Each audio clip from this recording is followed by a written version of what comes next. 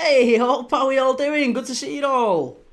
Welcome back. Another night of footy. Another night of footy. We're in the international break now, and listen, I mean this one's pretty straightforward, isn't it? This one's pretty straightforward. England 6 wins from 6 in qualifying. They're already there. They're already at the World Cup.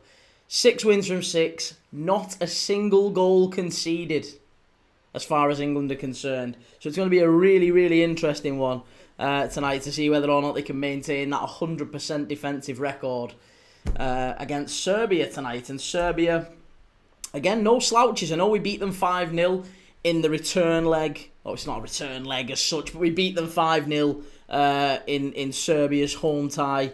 I'm just having a look at the earlier scores tonight. Norway 4, Estonia 1, Hungary beating Armenia 1-0, Iceland winning 2-0 at Azerbaijan. But yeah, it feels like England have got this one already wrapped up before the game's even kicked off. It's just whether or not Serbia can score. Lineups tonight I'll go through shortly. Thank you everyone already. You can see the chat's coming in on YouTube, on TikTok. Good to see everyone. How you all doing? Mick92, Key Lad, Paul Hexham, 3-0 tonight I predict. MC Not Watch Ireland v Portugal. Do you know what? I was actually going to. Because at least that one feels like there's something riding on it. But, no. I was encouraged to go for the England game.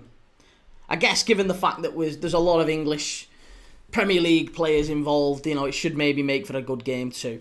Philippines, Bellingham is my favourite player. Thoughts on him being benched? I mean, he's not really. I don't feel like Bellingham's done it for Real Madrid in large parts. Certainly this season. So it's not really all that surprising. Jake Fitzpatrick, good to see you. Philippines, how's it going? Reece, decent lineup that from England. Yes, so lineups. Go on, we'll do the lineups. Why not? So lineups for England are as follows. Pickford in goal. Reece James, John Stones, Ezri Konsa, Nico O'Reilly. And then in midfield, Elliot Anderson, Declan Rice and Morgan Rogers. Saka right, Rashford left, Harry Kane up front. That, to me, is exactly how England should be lining up. But Tuchel seems to prefer 5 at the back, doesn't he? He wants 3 centre-backs. He's gone with Stones and Konsa today. But I imagine maybe we see Reece James drifting in to become a 3rd centre-back and maybe Elliot Anderson dropping in at right-back. That might be something we expect to see. Maybe Elliot Anderson's occupying that side of the pitch. So it'll be interesting to see exactly how it works out today. For Serbia, it's Rajkovic in goal, Terzic, Pavlovic, Milenkovic and Mimovic at the back. Obviously, you'll know Pavlovic and Milenkovic. Milenkovic at Nottingham Forest, of course. In midfield, it's Lukic, Fulham, Goudet, Ilic, Zivkovic and Kostic. And then up front, Juventus centre-forward, Vlahovic. I thought we would see Mitrovic tonight. No Mitrovic. And Milosavljevic as well of Bournemouth, who's been absolutely terrific. No Luka Jovic. No Samardzic. Interesting. Very interesting. Why is Mitrovic not playing?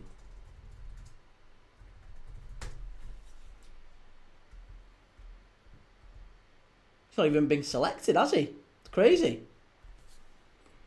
Look at the state of this.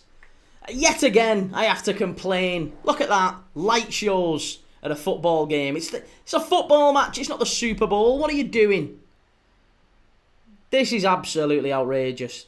O'Reilly making his debut for England tonight. For me, I think O'Reilly has to be the starting left back at the World Cup. I really do. Paul Hexham, a lot of itches for Serbia, I see. Yes, absolutely. And MC, Tuchel's wise team choice needs to build the team around Saka. I don't think Saka starts at the World Cup for England, honestly. I think if Cole Palmer's fit, I think Cole Palmer starts ahead of him. And the way that Tuchel likes to play, I do think Saka's position is probably the more vulnerable. Joe, good to see you, Joe. How's it going? Listen, Joe, I'm not doing Gateshead on Saturday now. I'm sorry, mate. I knew you'd be disappointed, but I just thought I'd do it like a plaster, rip it off early, and let you know I'm not doing Gateshead on Saturday. Jason Whitnam, 6-0 money on it. 6-0? I can't see it being 6-0.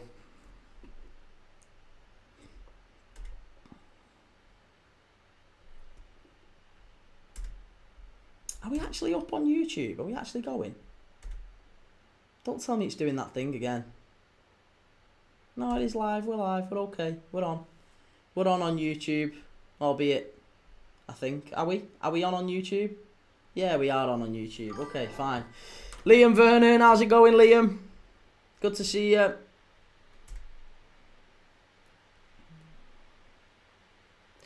MC says Palmer ahead of Saka. That's a strange one. Not really. I'm unfollowing.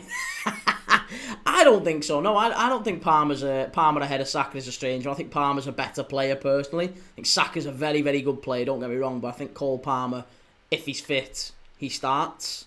Kyle Saka very, very good too. England are certainly blessed on that right side. You've got Jared Bowen as well, of course. Taylor Key, what games are you doing tomorrow and Saturday? So tomorrow we're doing the Segunda Liga, Real Valladolid against Las Palmas. On Saturday, I am doing MK Dons against Salford, which is a tabletop, League 2 table-topping clash, that one, really. And then I'm doing Greece against Scotland, or Scotland against... No, it is Greece against Scotland, isn't it? Another World Cup qualifier on Saturday night. Then on Sunday, believe it or not, we're doing our very, very first South American match. I'm doing Vélez Sarsfield against River Plate on Sunday night, 8 o'clock. I'm really looking forward to it. I've not done an Argentinian or a South American league match, and a few people have asked for it, so... Mike Wilkane, stay after the World Cup. Stay, what do you mean stay? Stay at Bayern? No, I don't think so. And MC, if Palmer gets in, it's at 10. Saka's a good performer at England, an all-round better player. Well, I mean, Palmer's not a number 10. Palmer isn't a number 10. He doesn't play at number 10 for his club. He is a right winger. That's where he plays his best football, for England, for Chelsea. Whenever they have played him at number 10, he's always been terrible. They played him at number 10 in the first half of the Conference League final. He had to end up getting moved back out to the right wing, and that's where he ended up influencing the game and creating the winner. Cole Palmer, it's the biggest myth in football, that. It's the biggest myth in football that Cole Palmer is a number 10. He looks like a number 10. He often plays like a number 10. He's got a lot of the qualities of a number 10. But you put him at number 10, he's out the game. He's anonymous. He ghosts. He is best drifting in from that right-hand side and having a bit of a free roll. And I think that's where England will see the best of him. It's where he scored his goal from in the Euro final as well against Spain. So it feels to me like Cole Palmer is a starter for England. I think he's better than Saka. I do think he's better than Saka. Liam, good evening, young sir. Good to see you, sir. How's it going? Unknowable Studios, come on, England. Good to see you, man. How's it going? Liam Vernon thinks it's going to be 5-0 incoming again. Well, we've got a 5-0 prediction and a 6-0 prediction in this one. Mad Frankie, 3-1 England, or 3-1 England. Surely that's 3-1 England. I don't see Serbia scoring. Serbia haven't scored against... nobody scored against England. 6 games, 6 wins, 0 conceded tonight.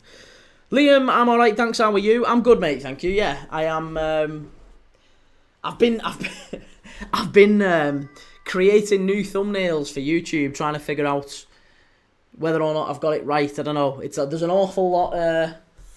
I'm trying to figure out this whole design thing. I'm not a designer, but I'm learning. I'm learning as I'm going along, and I'm making little tweaks and adjustments. So I've completely changed my thumbnails again. MC, no, I think Saka has more about him. Palmer better get good at 10 if he wants in. Well, the thing is, he's got Bellingham and Foden probably ahead of him at number 10, hasn't he? So Bellingham, Foden, Palmer, Saka, probably 2 of them have to drop out. And England are very, very fortunate in that sense. We're not blessed on the left-hand side, actually. Rashford's very good, or he's having a good season, but beyond that, there's not really an awful lot of quality on the left-hand side for England. LG Serbia new coach opinion on him, but he's only how long ago did he get appointed? It really wasn't that long ago, was it? I saw that they'd appointed a new manager, but I didn't know when it was. How long ago was it?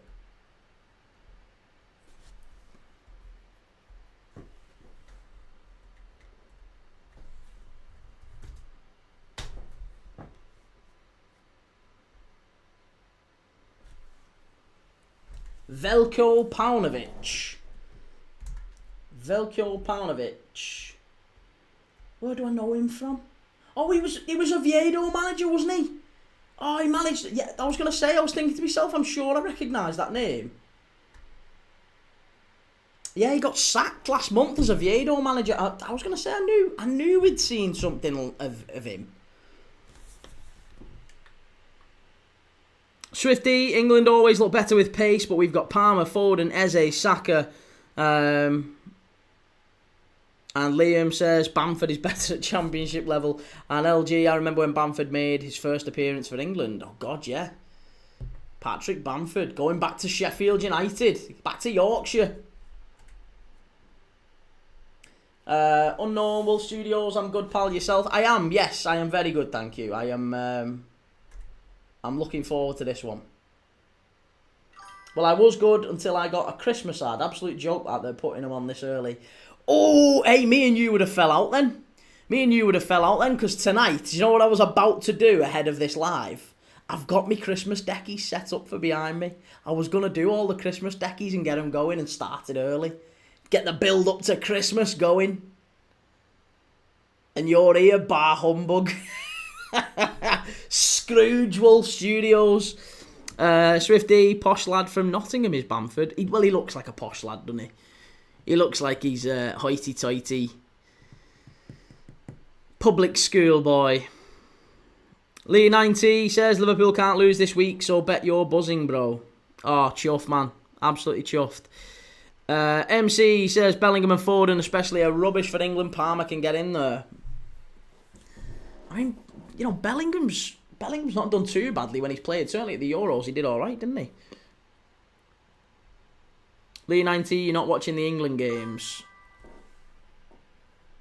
Just have a quick look up here, Lee. It's a quick glance. Quick glance just above me there, Chief.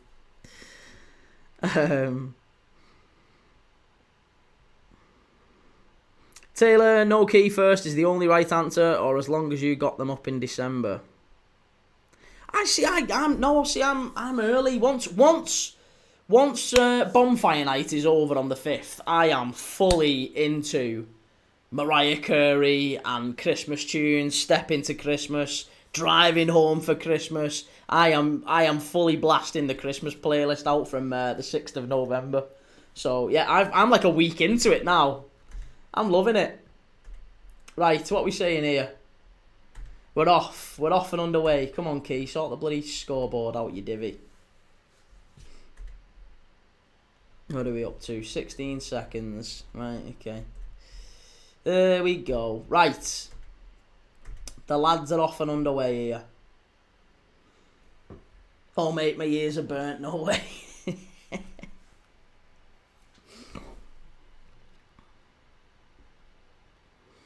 Lee 90, Foden is awful in an England shirt. Am I the only one who feels like this?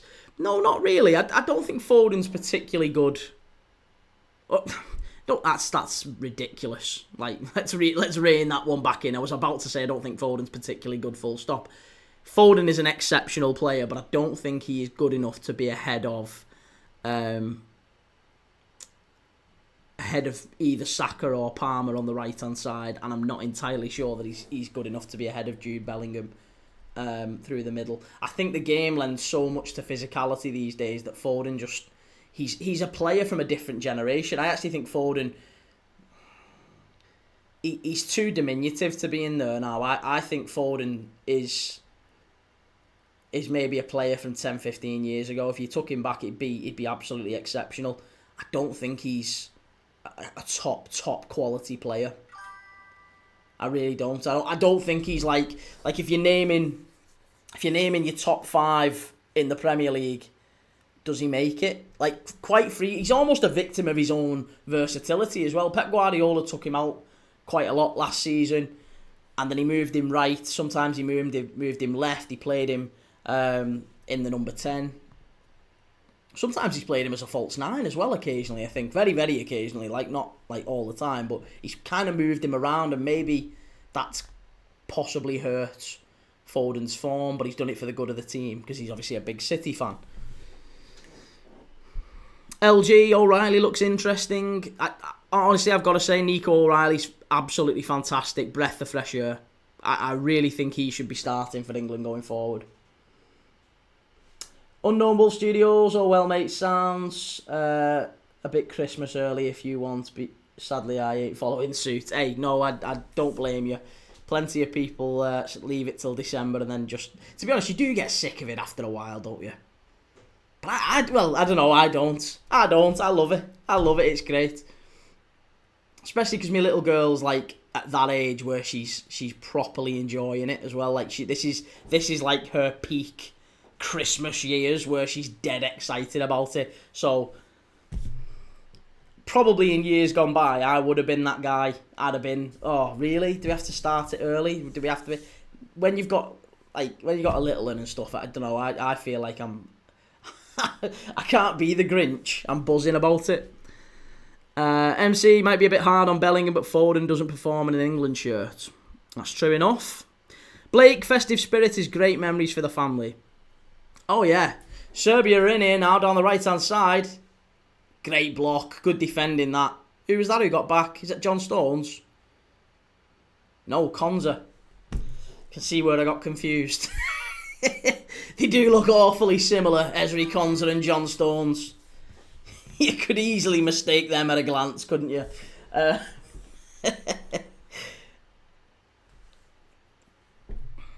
Taylor H, not really sorry. First week in December. Gaz, where are we up to? Sorry, MC might be a bit. We've done already. We've done that one. Where are we up to? Unknown Wolf Studios. Fair enough at that. Different when you've got kids. Yeah, possibly so. Maybe that's the reality of it.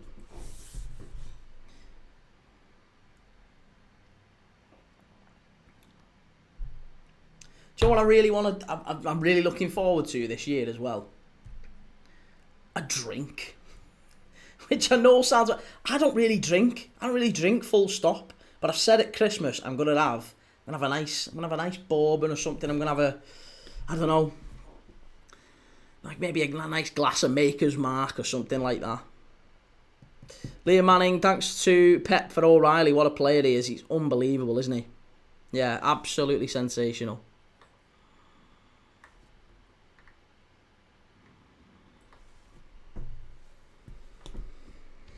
Okay, ball whipped in from the right-hand side.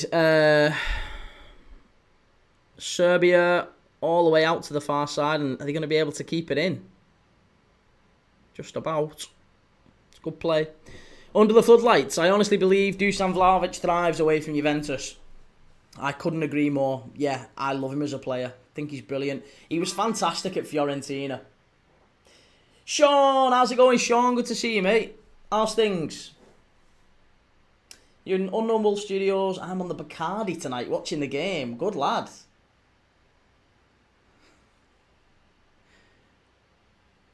Yeah, I might even do it on the live. Maybe I'll have a Christmas tipple on the live when we do the Christmas Day. Although on Christmas Day we're watching the Saudi Pro League, so does that feel a little bit disrespectful? I don't want to get accused of disrespect if we're watching the Saudi Pro League and I'm having a bevy. I'm not really a fan of Bacardi. To be honest, white rum doesn't really do it for me. My father-in-law loves spiced rum, like Captain Morgan's and stuff like that, but I'm not really a lover of rum.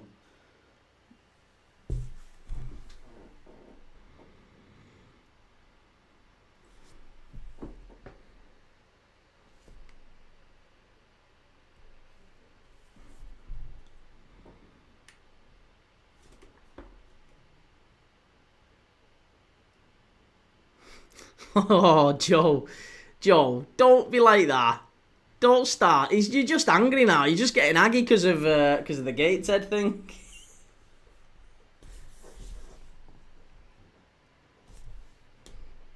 What game are you watching? Can you show the game? What team do you support? Yeah, come on, break them all out. Why not? Unknown Wolf Studios. Lamb's Navy is my fave. I like all rums, to be honest. Lamb's Navy, isn't that a bit harsh? I don't know why I've got this. I've never had it, so I don't know. But isn't Lamb's Navy one of them that's like, oh, I don't know, maybe I've got it wrong. I might have completely the wrong brand. Let me have a look. Dark rum. Traditional Navy rum. Oh, yeah, I was gonna say, I feel like there's certain ones that are just a little bit harsh on the old throat going round. Joe, what a Scouse accent.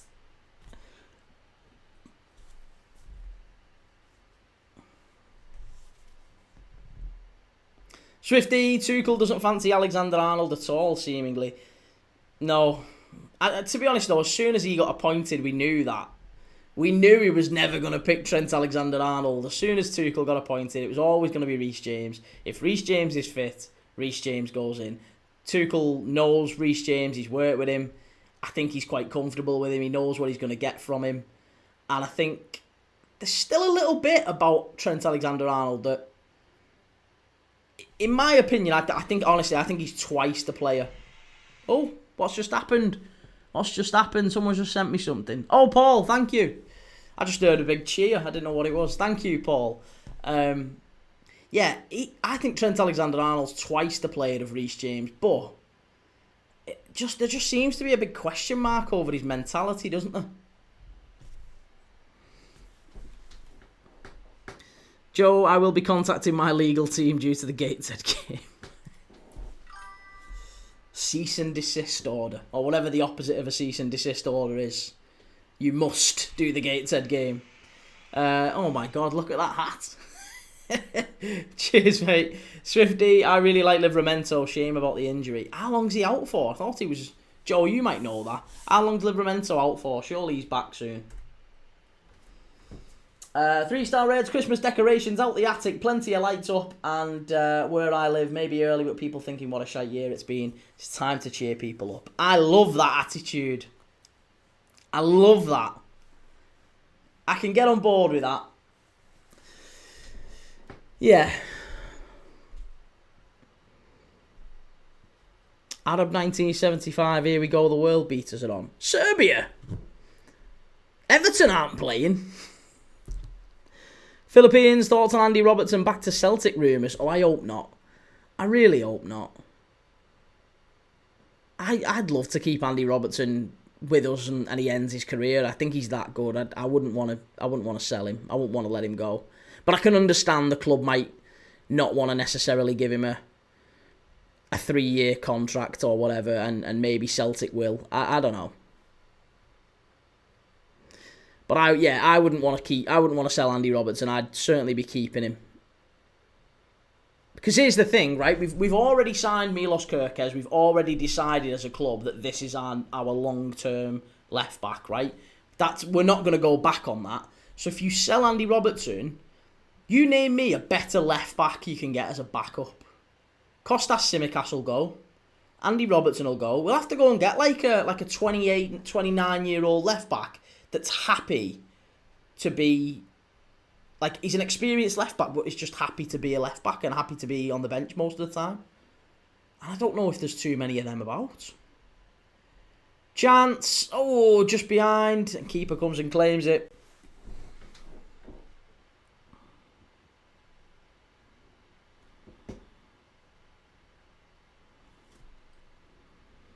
Paul Hexham, Robbo's good for the dressing room spirit-wise. Yeah, there is that as well, isn't there? He's a player you don't want to lose for his experience. I am Kroot. Tsimikas has gone, hasn't he? He's at Roma. Only on loan.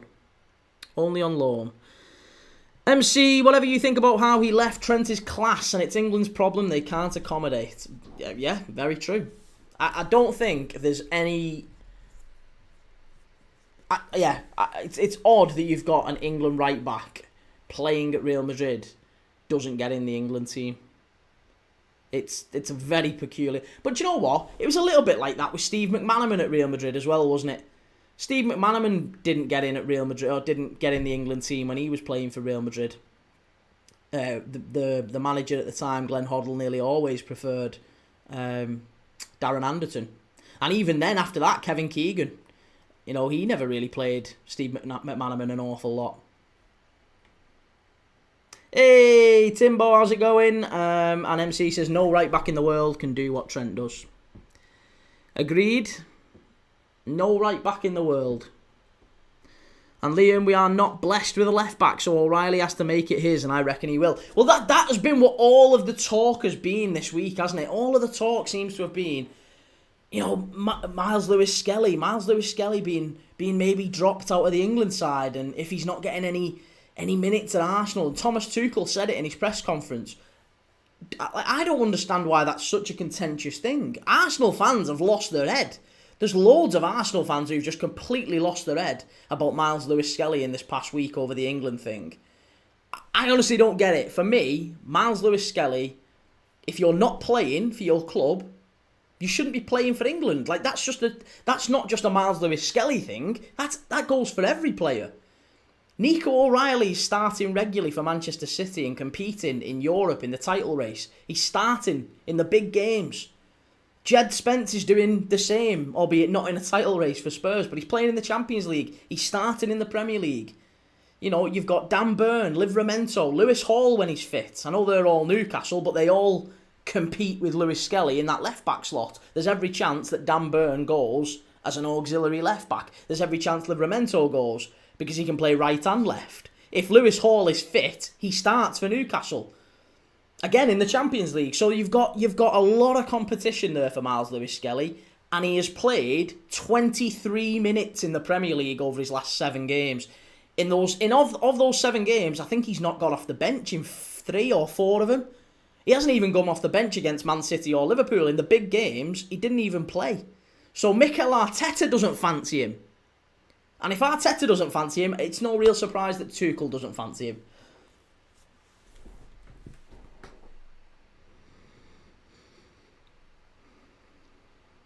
Timbo, James is more suited to what Tuchel is asking for, so does it really matter if Trent doesn't play? How is James more suited? I don't think there's anything that Reece James can do that Trent can't. I am Crute. My big worry for England is the goalkeeper spot after Pickford. He's so important for us. I mean, Dean Henderson's a good goalkeeper, do you not think? I think Dean Henderson's a reliable goalkeeper. We've seen that with Palace. I think he's proved reliable. 3-star Reds gone all out this year and bought a custom-made light up Ange Postecoglou with a Santa hat and putting it up 8 days before Christmas. And I'll take it down on day 9. Oh my God. Timbo, I get you want the best players starting, but you want the best team for the system also. That's true. Well, yeah, it has to be the best team, doesn't it? And that's why maybe we're not seeing Foden start, and maybe we are seeing Bukayo Saka, even though, in my humble opinion, I don't think he is the best player on that right-hand side. Joe says, Miles Lewis-Skelly is a liability. He's got a red card in him every game and doesn't start for Arsenal. It's very true. And Liam, if you can't play for your club, then you don't get picked. Simple. Arsenal are crying. Oh well. MC, Steve McManaman was competing with different level players. Trent is a different level to other right-backs. He was competing with similar level players. Do you think so? Oh, I'm not sure. I think Steve McManaman off the left for Real Madrid, for Liverpool, for England. Who did he have to compete with? It was Darren Anderton, wasn't it, on the left-hand side? Darren Anderton was his only real competition, and to be honest, even though he was always injured, Darren Anderton always got picked over Steve McManaman. They even put like Paul Merson out on the left quite a lot of times, Glenn Hoddle and Kevin Keegan. Oh, Ireland 1, Portugal 0. Oh, it's Troy Parrott. AZ Alkmaar, Troy Parrott, ex-Spurs, ex-Millwall, has scored, and Ireland go in front against the Portuguese. LG, do you think Tuchel will stay after the World Cup? Or will we get Howe? It won't. Well, so I am Cruz just said it'll be Howe or Pep. If Thomas Tuchel was to leave England, yeah, who do you think would be Who do you think would be the next manager for England if Thomas Tuchel was to leave either after the World Cup or, at any point over the next couple of years?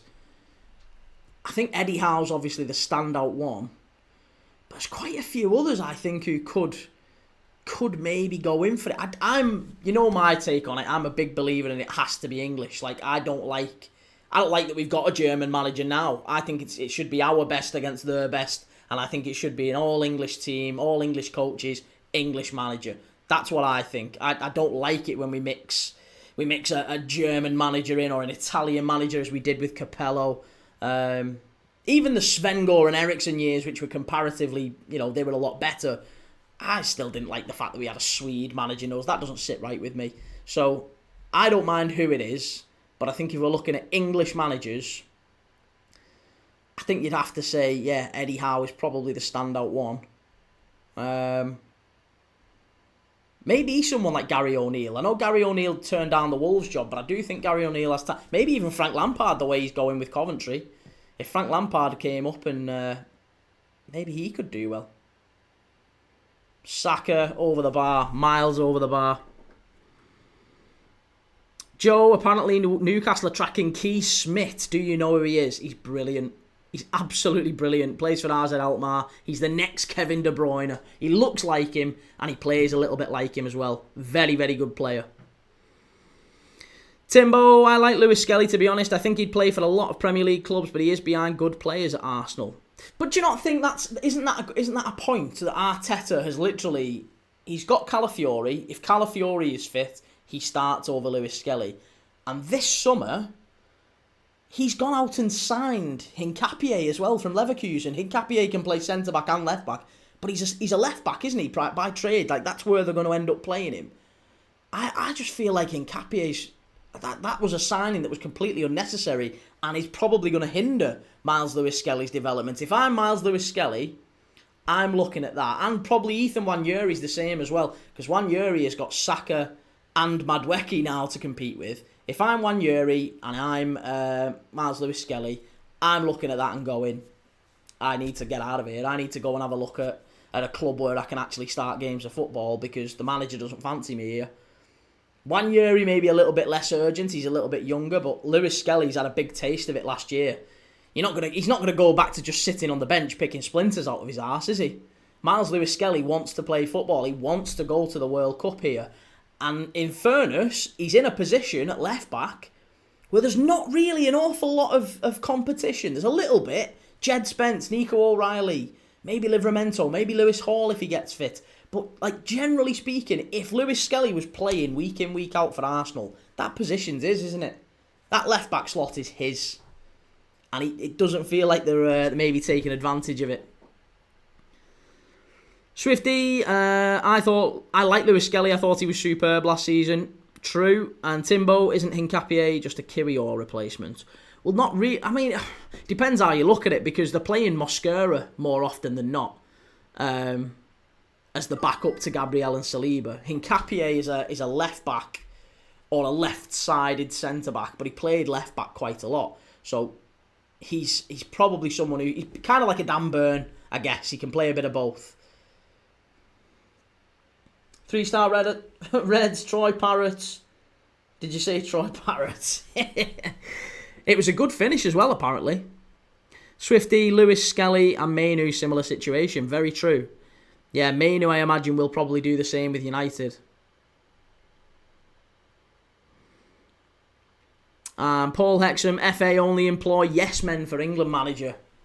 Would we say that Thomas Tuchel is a yes man? He strikes me as someone who's a little bit, a little bit aggy, a little bit someone he likes a bit of confrontation. Thomas Tuchel certainly doesn't mind it, so I'm not sure I would categorise him as a yes man. I could be wrong, of course. I don't know him personally, but I'm not sure I would say Thomas Tuchel's a yes man. John Messino, yes, good shout, Char Atkins. Potter at Sweden as well. Timbo, I wonder if Lewis Skelly ends up in midfield anyway. Again, people keep saying this, but Lewis Skelly, he's played most of his minutes as a professional, as a first-team player. He's played most of his minutes at left-back. There's not really any evidence to suggest he can be a top midfielder. Like, everyone thought the same with Trent, didn't they? Everyone thought, oh, I think he's going to move into the centre of the pitch. It's never happened, has it? He's played right back for Liverpool. He's played right back all his career. He's now playing right back for Real Madrid. We've tried a couple of experiments with him in the midfield area. It hasn't really worked. They've put him in midfield for England. I actually would argue he's probably played more minutes for England in midfield than he has probably anywhere else. Oh, Pickford down. Oh, I hope he's not out for a few weeks. That'd be terrible for Everton. I hope he's not out. I hope he's okay. I am Crute. Tuchel isn't a yes man. He's a Champions League winner. And what are we saying? Sorry, I am Crute says, and he's kicked up a fuss whenever he's left his most recent clubs. Timbo says the Tuchel is the opposite of a yes man. He moaned about Chelsea's owners after just a month or so. And Swifty, he was a box-to-box midfielder throughout his entire youth career. Yeah, I know, but you can't take that. That's not a point. The fact that he played at centre mid when he was a young player. I mean, Harry Kane was a central midfielder when he was a young player. Can't remember who else was it who was a left back or a right. Andy Carroll. I think Andy Carroll was a right back. So you've got Harry Kane was a central midfielder. Jamie Carragher was a centre forward. And I'm pretty sure Andy Carroll was either a right back or a left back. He was a full back anyway. So where they play at youth level is absolutely regardless to me. That doesn't make any difference at all. It's where you're playing in your first team. Where does the manager put you? And where are you playing most of your minutes? And Lewis Skelly, I don't think there's any evidence to suggest he's a midfielder at all. The same that there wasn't really with Trent. He's got a lot of the qualities, he ticks a lot of the boxes, but he doesn't actually play him there. And when he has, he's not really filled the room with confidence. Liam says, would you be unhappy if Pep went to manage England? I'll be honest, mate. In the nicest possible way, I probably shouldn't say this, given that I'm on a live watching England, but I don't really care. I don't really care about England. It doesn't do anything for me. I have no interest in, like, I don't get excited when England score. If anything, I'll be honest, if Serbia was to win tonight, I'd get more kicks out of Serbia winning tonight. I have absolutely no interest at all in England and whether or not they win the World Cup or anything like that. It doesn't do out for me. So Pep going managing him. Do you know what I think? My initial reaction to Pep managing England would just be, what an absolute waste of money that is. I'd have gone and give it to Eddie Howe. I'd give it to anyone English before I gave it to Pep. Even someone shit. I'd give it back to Sam Allardyce before I gave it to Pep. There's no way I would be paying a massive amount of money again for a top. The same way we did it with Fabio Capello. Fabio Capello was one of the best coaches in the world at the time. He was a dreadful England manager. Dreadful.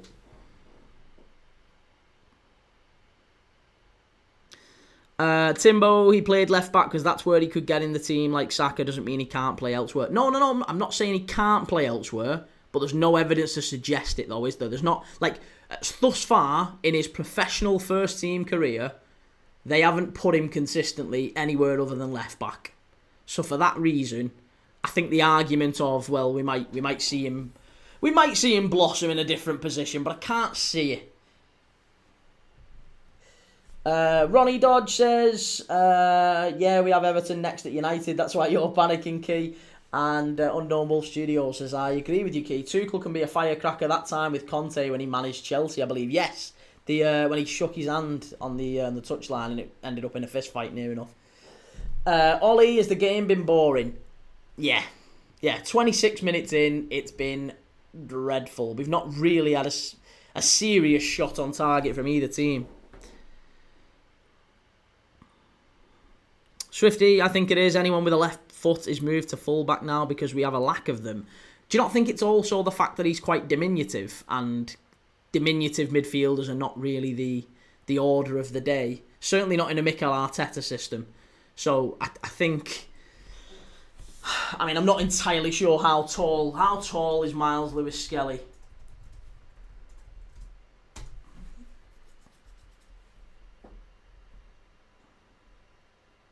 .5'10". Yeah, I mean, he's not small necessarily, but he's not tall either. He's kind of on the cusp of it. So I feel like he's probably not tall enough to thrive in a Mikel Arteta midfield. Here's Saka, strike, block, too easy. Liam Manning, Saka started at left back, but Saka played in a multitude of positions. He wasn't always at left back. He was also played quite a lot in a different system. It was like a left wing back type of position, wasn't it? So he constantly got forward. But he got put at left back, he got put at right back, he got put at right wing, he got put at left wing. He was kind of put either and everywhere, Bukayo Saka, when he first came through, if I remember correctly. It's not quite the same with Lewis Skelly. It feels like they've kept him in one area pretty much.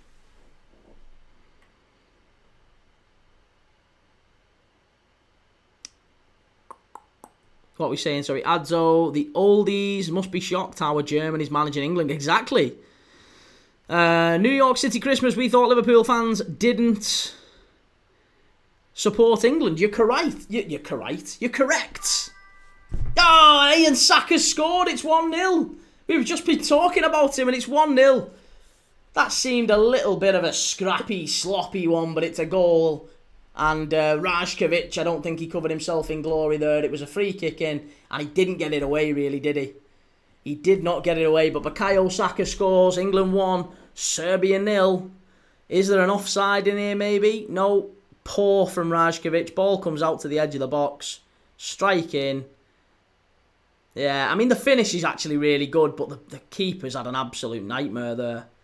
Keeper's not done well. Good strike from O'Reilly. It comes out to Saka. He shins that. Look at where he hits this. It's not even his boot. It's his shin. He sliced that. The lucky so-and-so.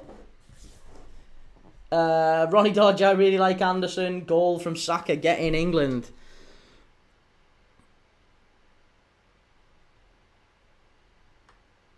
Timbo, to be fair, Saka came through in a much worse team, so more avenues in the team for him than MLS. Yeah, possibly so. Yeah, that's a very fair assessment. I'd agree with that. And as much as I love Palmer and think he's better than Saka, the England shirt is Saka's to lose. I just think a manager like Tuchel, if you've got the opportunity... personally, I think I'd be putting Palmer at right back... Palmer at right back. Palmer at right wing, and if you're gonna go Reece James, then go Reece James, and you've got that Chelsea connection down the right hand side. There's a little bit of chemistry there, like FIFA. Unknown Wolf Studios. I think the keeper shouldn't have palmed it like that. To be honest, not great goalkeeping from Serbia. No, he kind of double fisted it, didn't he? And Swifty, Wharton should get half an hour today, you'd imagine. Well, yeah, Adam Wharton has to be playing for England, full stop. For me, if he's fit, he should be starting alongside Declan Rice. As much as I like Anderson, I think Wharton can do things that Anderson just can't. Timbo, Palmer at right back, and we're going to put Kane on corners again. Listen, I am known to be an experimental manager. Palmer at right back. You heard it here first. Jake, who's winning the World Cup next year? Probably Spain. I can't see past Spain. Yeah, I can't see past... Is there anyone else really who can take seriously for it? France, maybe? I look at France and think, yeah, they've got a very good chance. But other than that, no. Brazil look terrible. England, I know they've 6 wins...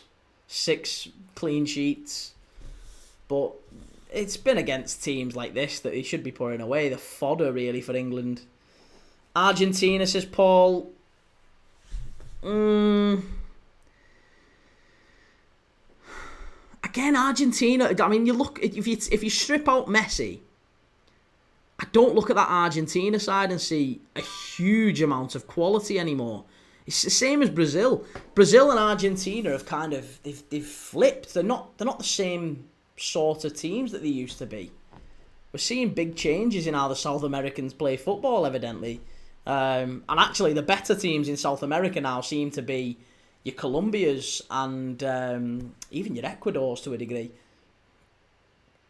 Maybe not necessarily the same individual type players, but there's real quality in terms of how the teams play.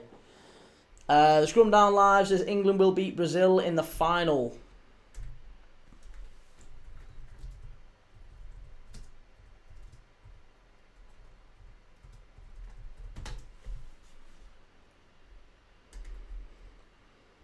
Yeah, I was going to say Ecuador are second in the World Cup qualifying, third are Colombia, fourth Uruguay, and Brazil are currently level on points with Paraguay. So, you know, there's certainly a lot of movement there potentially. Timbo, Argentina are just winners at the minute. They're not the best side, but they find a way. It's like Arsenal, innit? Not the best side, just find a way. Bradders, maybe Portugal, and then they dedicate it to Jota. That'd be lovely. But again, I don't think Portugal have got the place. They're a little bit like Argentina in that sense that they've got one sort of ageing player that's fading away, and the rest of the squad are kind of fading as well. There's some very good young players in on the the wing areas. I think Quenda is brilliant. Who is the other fella at Braga? We watched the Portuguese under-21s. Oh, what's his fucking name now? That's properly annoyed me, that. The under-21s for Portugal had two unbelievable wingers. Oh, that's brilliant play. Morgan Rogers. Sensational. What a brew. I've got a little bet. 5-90. Looking all right at the minute. Nice. And Jake, how do you think Norway are going to do in the World Cup next year? Again, if you look at Norway, there's too many players in there that are a bit average and then surrounded by one sensational player. So I imagine they end up doing... They're a little bit like Egypt were when Salah went to the World Cup. And I think Norway will get found out. Because once you get past Haaland and Odegaard and Noosa maybe, there's a few, but there's not enough. There's not enough that I look at Norway and think they can get maybe beyond... They probably get to the knockout stages. With a favourable draw. Hassan Hersey, Mexico is co-hosting the Cup. Looks like they have a good chance to win. Mexico have got some decent young players as well, haven't they? Yeah, they've got an half-decent squad. And 3-star Reds, I could agree more. Arsenal never fail to disappoint. I still think Arsenal will bottle that 4-point lead. See, and this is it. This is coming from... It's not coming from Liverpool fans. Fans of all teams saying they fancy Arsenal to bottle it at some point this season. Strike. Too easy. Timbo, Portugal have lots of great players, but they're all either just before or past their primes. Yes, that's true enough. Quenda. No, not Quenda. There was another one. Roger Fernandez, his name is. That was it. Now you've just told me. Yeah. Quenda was the one on the right. That's the one that Chelsea have got. And then you've got Roger Fernandez on the left. Absolutely brilliant, the pair of them. And Roger Fernandez is still at Braga. He was actually maybe the better of the two for the under-21s this summer. I'd love Liverpool to go and get Roger Fernandez.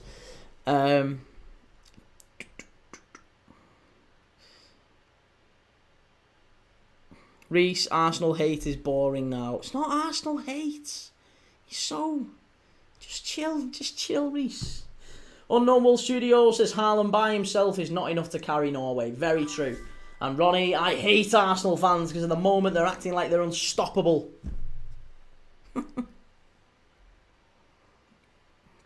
And What a Brew says, look at the gaps we have bottled. We can still be in this title race. And Thomas Roberts, Liverpool aren't doing well. No, Liverpool are not doing well. Liverpool are not doing well. But we're playing better. We're certainly playing better. We didn't play particularly well against City, but we played very well against Villa and very well against Real Madrid. Quenda, Estevao and Palmer in the same team is going to be quite simply disgusting. Well, again, you'd be amazed because there's a lot of times where we've seen players and clubs have like an embarrassment of riches going forward, and sometimes they just don't click. And that's the problem sometimes, isn't it? You get really good bunches of players, sometimes they just don't click. I kind of hope they don't, for everyone else's sake. Reece, who scored for England, by the way, Key? Oh, I don't know, I think it was Arsenal's second choice. Second choice winger, that one who's always injured. Yeah, him.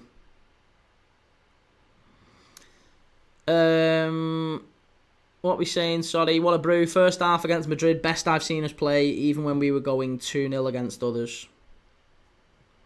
I thought we were terrific against Villa, and to be honest, I thought we were really good in a number of games that we've lost this season. I thought we were really good at Chelsea. I certainly didn't think we deserved to lose against Chelsea. I didn't think we deserved to lose against Man United, but sometimes you don't get what you deserve in football. And Undonable Studio says Palace seems to be Liverpool's boogeyman. No offence. Hey, no offence, none taken. No, Palace are absolutely our bogey side. I had a very interesting chat with a Palace fan the other day. Oh, it was an absolute nightmare. I don't know if some people might have seen, some people might have spotted. It was on TikTok, and he was going on about how the Andy Robertson goal should have been disallowed, and how he hated the top sides for all getting they get all the big decisions, and he thought it was a conspiracy. But when I asked him if it's a conspiracy, he was like, well, maybe it's not a conspiracy, but it is documented. It was just a bit mad. I saw that diabolical live. To be honest, I only went on because I was. Do you know what it was? I saw him say, what was it now? Oh yeah, VAR. VAR don't get involved. They don't get involved all the time. They don't get involved in every game. And I was like, yeah, they do. They check every single major incident. VAR are involved in every goal. Doesn't matter if someone picks the ball up from 30 yards out and smashes it into the top corner. From 30 yards out, VAR still checks it. So I was like, they're still involved. They're still checking the goal. They ratify the goal. They check the build-up. They check maybe if there was was one of the defenders being pulled down or whatever. There's all sorts of things they check. So then they also check every red card offence. They check every, was the free kick inside or outside the area. They check every offside. There's all, especially if it's in the build-up to a big goal. So there's all this stuff. And I was like, no, he does. The VAR are involved in every major decision. And he was like, they're not. He just lost his head. FM No Casuals, VAR dominates football. Absolutely true. And Jake, I hate Palace, especially Sarr. See, I like VAR. I think VAR should be... It's just the iteration of VAR that we're used to. But I actually think refs should get more powers and VAR should be used more, not less. We shouldn't be getting rid of VAR. We should be using it better than we have it. Unknown Wolf Studios, VAR has ruined football in my opinion. Absolutely gutted if it comes to the Championship. I'd agree with you in the sense that this current version of it has spoiled it. I hate the fact that we have 5-minute checks on a goal. I hate that. I hate the fact that you can't celebrate goals because you're always like, is it going to be checked? Is it going to be ruled out? I hate that. I hate that has come into football, but I do think it's a necessary part of it. And I just wonder whether or not maybe there's a different way of doing it. Maybe is there maybe a chance where the captains get a number of challenges, or I don't know. There's got to be some clearer guidance on it anyway. Reece, didn't he say VAR don't get involved if they tell the ref to have a look at the screen? Yeah, that was his argument. In the end, it ended up being semantics because he was like, they're not involved. I was like, well, they are involved because they're going looking at the screen and they're going to go and then tell the ref whether they think it was a decision, whether it was the right decision or the wrong decision. Go and have a look at it. And he said, yeah, but then they're not involved because the ref's still got to make the decision. I was like, no, because there's quite a few times where they just tell the ref, like the Brentford game, for example, where the referee gave a free kick and then VAR looked at it and said, no, it's a penalty. He didn't even go and look at the monitor. He just said, all right, okay, fair enough, penalty then. So it does happen. It does happen quite a few times. What a Brew says, I have a mate who goes uni in Liverpool, Palace fan. Met up with him after the League Cup game. Bad night. Palace are a good side. Listen, and that was the other thing he kept saying, that Liverpool fans have got this awful sense of entitlement, and they don't think that Liverpool, they get all the bad decisions, and Palace, we whenever they lose, it's always the other thing's fault. I was like, that's certainly not the case with with the Liverpool fans I've been speaking to, and it's certainly not the case with me. You can say two things at the same time, that Liverpool have been poor, because we have, and that also the referees let us down on a couple of occasions. But, to be honest, in the Palace game, if we'd have got a point out of that, we'd have robbed them. We'd have robbed them. They were miles the better team. They battered us at Selhurst Park, and they were the better team at Anfield as well. Right. Oh, I thought that was half-time. Not quite.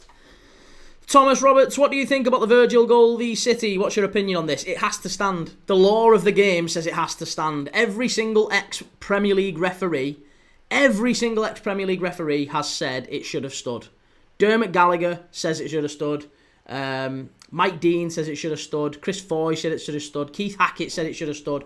All the Premier League referees who know the rules inside out but don't actually ref in the Prem anymore, they all said it should have stood. The only ones who haven't are Howard Webb, the head of the PGMOL, and the two referees on that day, Michael Oliver and Chris Kavanagh. And they're obviously going to bind together and back the mates, aren't they? Liam, if Klopp was manager of England, would you be patriotic then? Also, why don't you care? No, I wouldn't be patriotic. It's nothing to do with the manager who it is. Like, I like Klopp, but no, I wouldn't want Klopp to manage England for the same reason. He's German. He's not English. And why don't I care? I don't know, honestly. I don't feel patriotic when it comes to the national side. Because you're not... it feels to me like players can change who they want. It's not that... Half of these players, a lot of them aren't even sort of English per se. They're just... Not even English, even if you just look at nationalities. Scott McTominay, born in England, he plays for Scotland. Why? Because it suits him. Declan Rice, Jack Grealish, played for Ireland. Oh, they want to play for England. Why? Because it suits him. I don't like that. And then we've got England's managers, Italian or German or whatever. That's not England. That's ridiculous. If you can be born somewhere else, but choose to play for England because it suits you, that's not England for me. And the same goes for every other nationality. I think it should be their best against our best. Full stop. Ireland 2, Portugal 0, Troy Parrott, get in. Whataburger, got to be a Scouse thing, swear you lot hate the country. But I'm not Scouse though. I'm not Scouse. I'm from St Helens originally.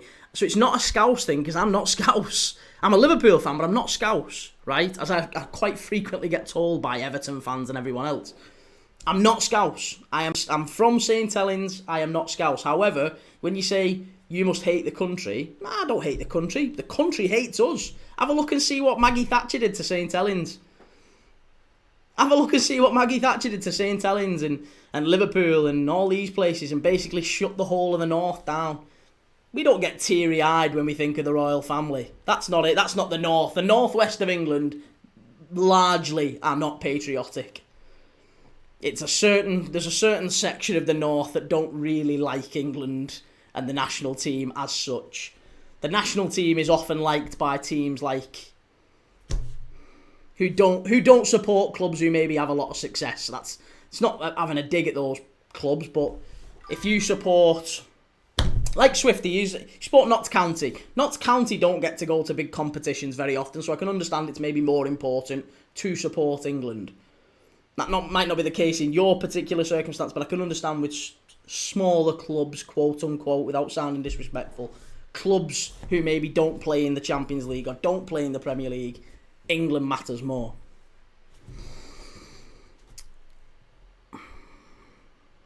Silver Fox, St Helens, small world, exactly. And Sean Patino, the country hates us, nail on the head key. But it is. Country, that's how I felt anyway, and that's also how I felt growing up. I don't like the fact that, I've got to cheer Gary Neville this week. Gary Neville calls us all, you've got United fans who've got to call us whatever, eating rats in your council house or whatever they sing. And then we've got to celebrate and cheer for them week after. Yeah, on your bike. The only thing I've ever wanted when Liverpool players are playing for England is that they come back injury free. Couldn't care less about hotels. Rodri, how's it going, mate? Good to see you.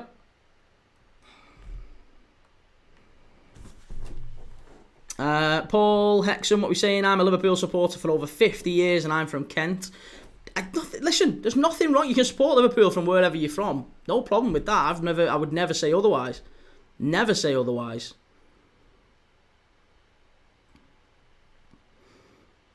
And Liam, that is a fair point. If you were born in Brazil, like Diego Costa, don't play for Spain. Well, yeah, I mean, yeah. There's loads of examples of it, though, isn't there? There's absolutely loads of examples, and I feel like it just dilutes England as a national team, as a national football team. It does just dilute it when you've got players who, however good they might be, some fantastic play. John Barnes, absolutely sensational player, born in Jamaica. I'm not saying that he's any less English, but I feel like that whole idea that you can sort of change, like Jack Grealish, and it's the Jack Grealish and Declan Rice thing and the Scott McTominay thing. It's not really anything else, but I don't like that. That doesn't sit right with me. Sean Patino, Everton fans love England, small club who don't do Europe. Well, I won't go that far. And BXD says, just let it go, lad. England is where you're from. And do you know what? I'd maybe say less if I felt like the England team was representative of me and my club and my play. I don't feel like it is either. I feel like it's a very, very London-centric idea. And it's... I actually think England... a lot of people would embrace England a lot more if it started playing all around the country. If they did it and they took it around and they played it up at St James's, they played it at Anfield, they played it at Old Trafford, Villa Park, like they used to. They shouldn't be playing these games at Wembley. Wembley should be reserved for cup finals and major tournaments and concerts. That's in my opinion anyway. I think they should take England around, around the whole of the nation. Swifty, Chelsea, always represented. And again, yeah, there you go. London-centric. And Swifty, I hate the government too, but I separate that from the country itself. Oh, love the people. Love the people. Timbo, you mentioned Rice and Grealish, but they genuinely have half English and Irish blood. I think if Ireland were a better team, I think they'd be playing for Ireland. And maybe that's the cynic in me. But I think if Ireland was a better national team, they'd be playing for Ireland. And the fact that they're not, it's only because England have got a better chance of qualifying for World Cups.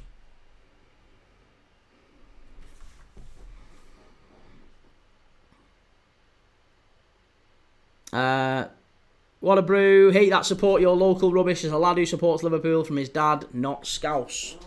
Well, I mean, the whole support your local thing is all well and good. Who am I supporting?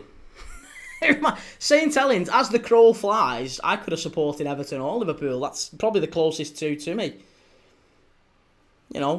Wigan's not so far away, maybe. As the crow flies, there's maybe about 8 or 9 clubs, all very close to me. And Liverpool, Man United, Man City, Wigan, Tranmere, Everton.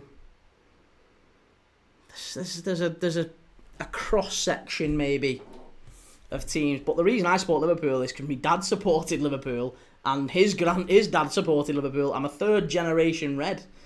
And my dad's been going Liverpool games since, 1972. So, I was always going to be a Red. I was never, ever going to be anything other than a Red.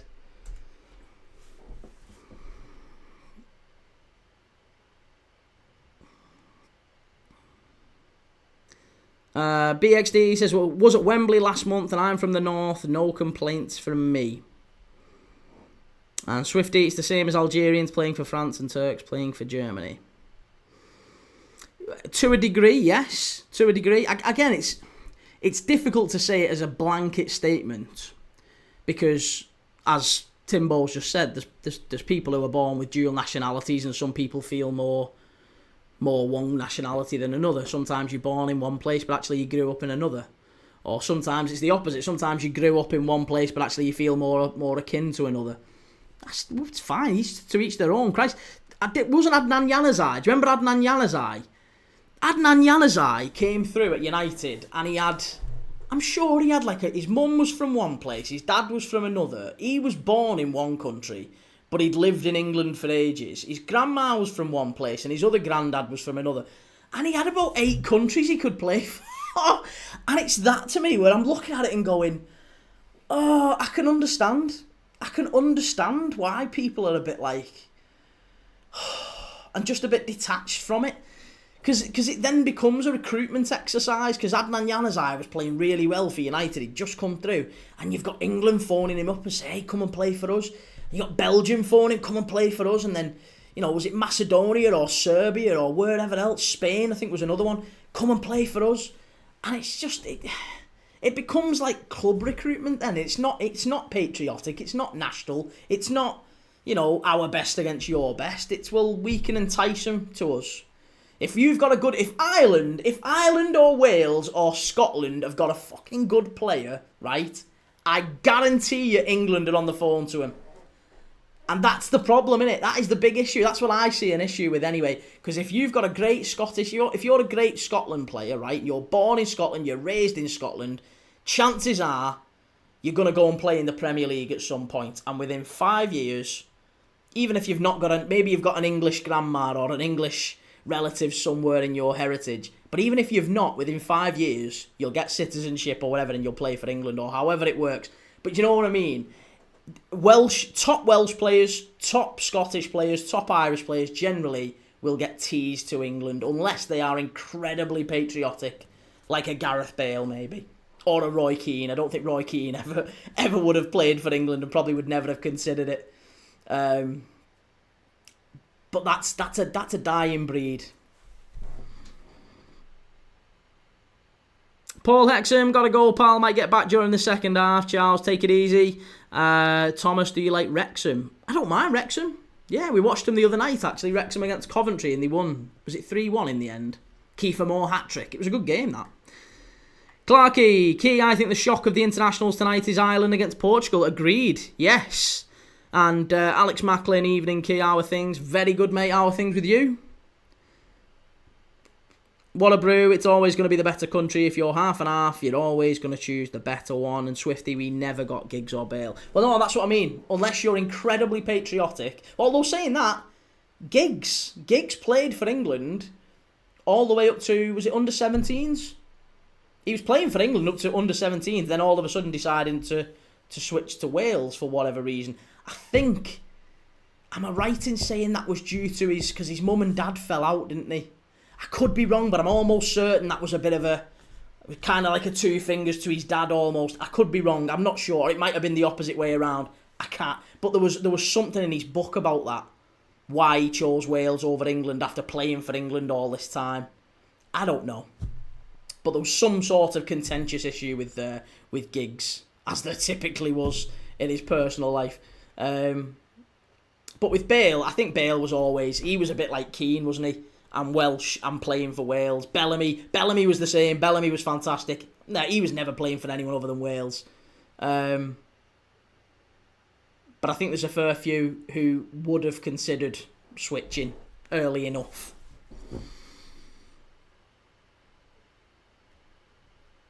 Need a brew. Oh, what a brew says, need Portugal to score, then I'm happy. I need Portugal to pull the finger out and get 3 back in the second half.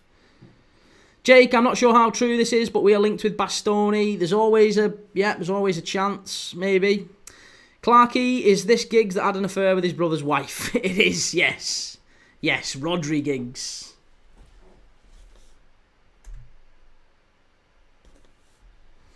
Liam Manning, to be fair, if Ireland were in the top 5 rankings, you'd join them as more likely to go to a World Cup. You're right. In the top 5th rankings. Top 5th.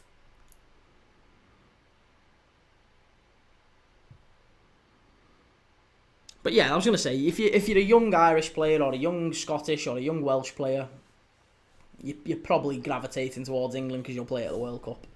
Or at the very least, what you're doing is you're saying, I'll just wait and see. I'm not going to play for a national team yet because I'm still waiting. I'm still going to see if I get that England call up. Like, for example, isn't it funny at the minute? Kiernan Dewsbury Hall is doing exactly that. Kiernan Dewsbury Hall is an Everton player, right? He's 27. He's played for Chelsea. He's English born and bred as far as I'm concerned, but he's got an Irish grandmother, I believe. or Irish. I don't know. There's some connection to Ireland. Anyway, Ireland have said, "Why don't you come and play for us?" And he said, words to the effect of, "Well, I think I can still play for England, so I'm not interested in playing for Ireland, but I might do. I'll see how it goes over the next 12 months."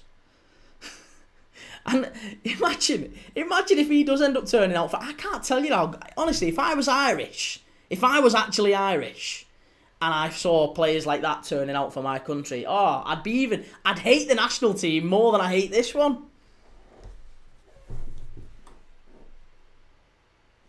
Wallabrew says, given the history, I am surprised about the Irish players switching up. It's true enough. Bradders LFC, will you be covering any games tomorrow? I am. Yes, I am.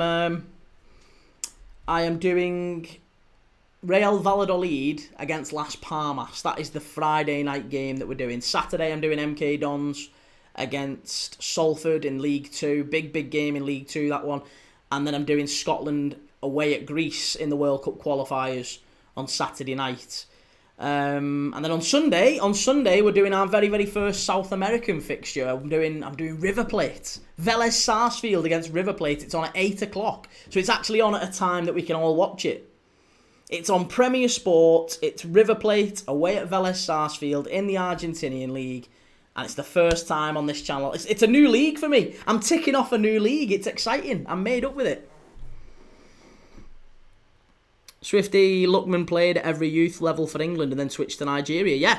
Didn't Zaha do the same? I'm sure Wilfried Zaha was the same. And he switched to Côte d'Ivoire or the Ivory Coast after a while because the England call-up maybe wasn't coming. FM No Casuals, Argentine footy is diamond. Well, it's another league ticked off, and I've not watched River Plate for some time. Although River Plate, they're not the team they once were, are they? I thought we'd still have some decent players in River Plate. It's Boca Juniors are the team with all the ex-Premier League players, aren't they? 3-star Reds, people asked for a national holiday when the Lionesses won back-to-back Euros in the summer. If the England men win their first major trophy in 60 years next year, God knows what we'll be asked for. Time off. Just time off. Paid leave. What we saying, FM No Casuals, you love your 0-0s though, let's face it. Oh, I know. To be honest, I thought we'd get more goals in this one, but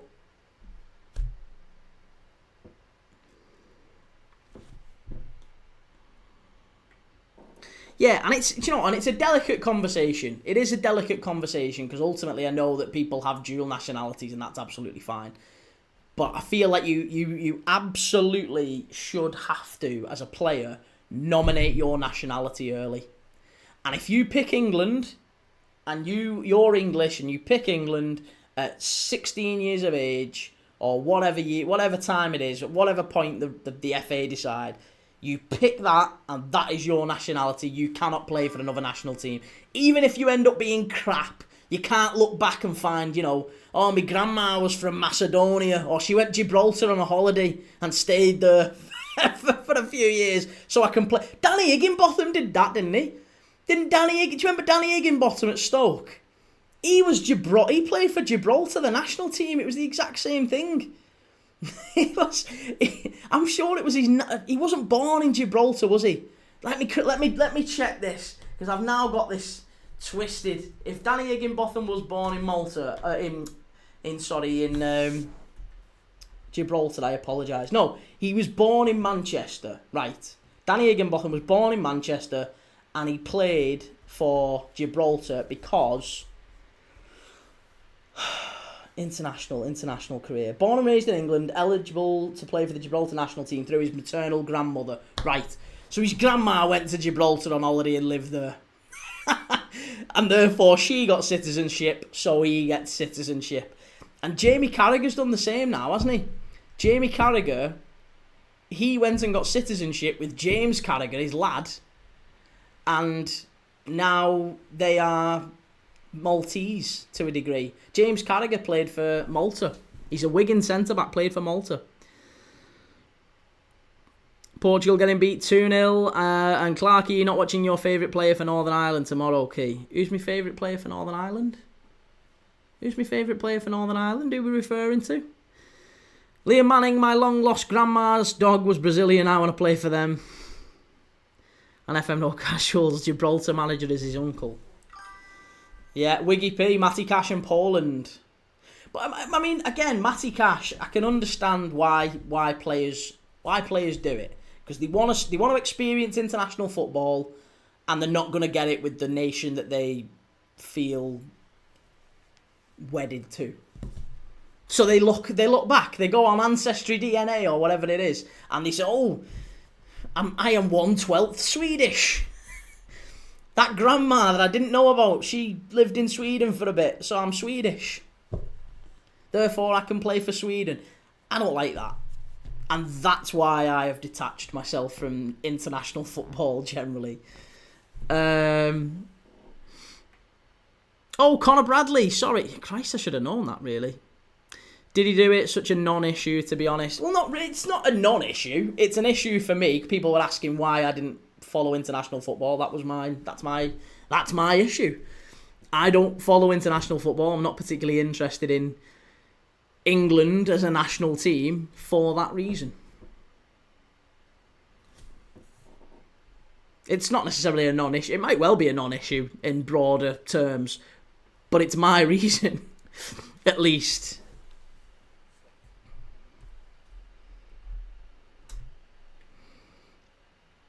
Liam, zero ball knowledge there again, Key. Shame on you, lad. And Swifty, we have several internationals at Notts County.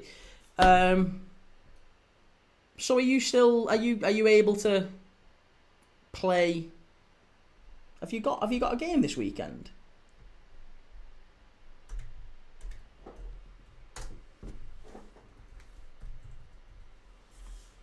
Oh yeah, you've got Harrogate. So have you got players missing for Harrogate this weekend? That's a proper pain in the arse then, isn't it? 3-star red should be, once the passport is you choose to use is registered, then that's the country you play for. I agree. And Rodri, Key, you know, if you deploy a 5-4-1, you don't really have any attacking strength. So does that count as haram ball? No. Haram ball, I have no idea really what it is. It just seems to be a term thrown out that a lot of people don't really know what it means, and I'm one of them. So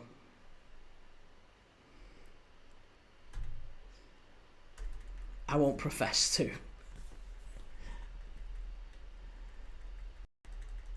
Right, 50 seconds, 54, 55, come on, there you go. Right, we're all synced up. Oh, Serbia giving away a corner.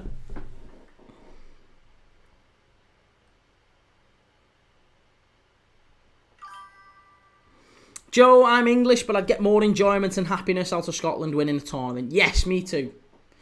See, and maybe it's a northern thing, Joe. Maybe, do you feel a little bit detached from the national team? Because I do think it's generally you can paint a big swathe of the north that don't really feel English. Like, maybe, I think Yorkshire, I think Leeds fans generally feel a bit more English. But certainly Newcastle, Middlesbrough, industrial towns, let's say that. Industrial towns either on the far east or the far west of the country. In the north. So anywhere like that generally was hurt. And yeah, doesn't get really teary-eyed by the royal family in the English national team.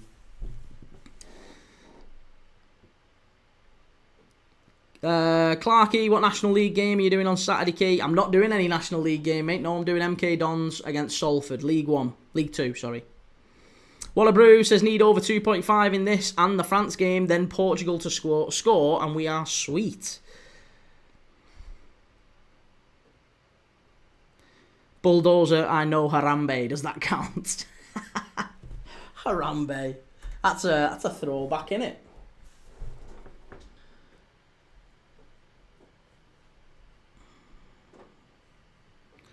FM No Casuals, more than half the country looks down on the north, mostly because of Thatcher.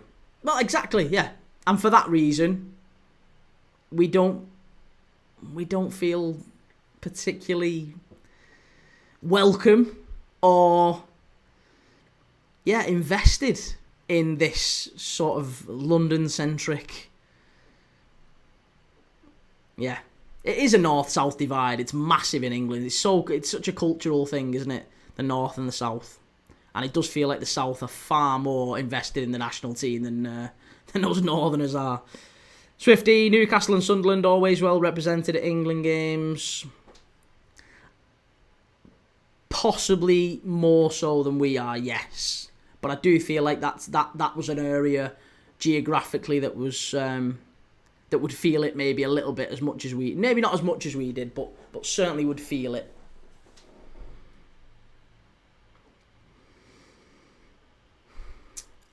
What a Brew says, never understood why until you explained it, but don't blame you if you feel the country abandoned you. Yeah, I mean, it's more that the country abandoned you and everyone else laughed at it. Everyone else laughed and took the piss. So, and that's like felt years and years and sometimes generations later. So, and usually I'm one to say utter woke nonsense to that sort of stuff. The whole, intergenerational trauma, generally speaking. But for me, I don't really feel it per se, but I know my dad did. So for my dad's like, we would never ever vote Tory for that sake. Ever. He's not dead yet, but he'd turn in his grave if I voted Tory. It's the same as buying the Sun. You don't buy the Sun up here and you don't vote Tory. You're going against your own if you do either of them things. Joe can't stand watching England, would rather watch paint dry. And What a Brew has Maggie contribute to why everything is cheaper in the north. Well, everything's cheaper in the north, but everything's equally getting more and more run down in the north. It feels like there's more investment in the south as well.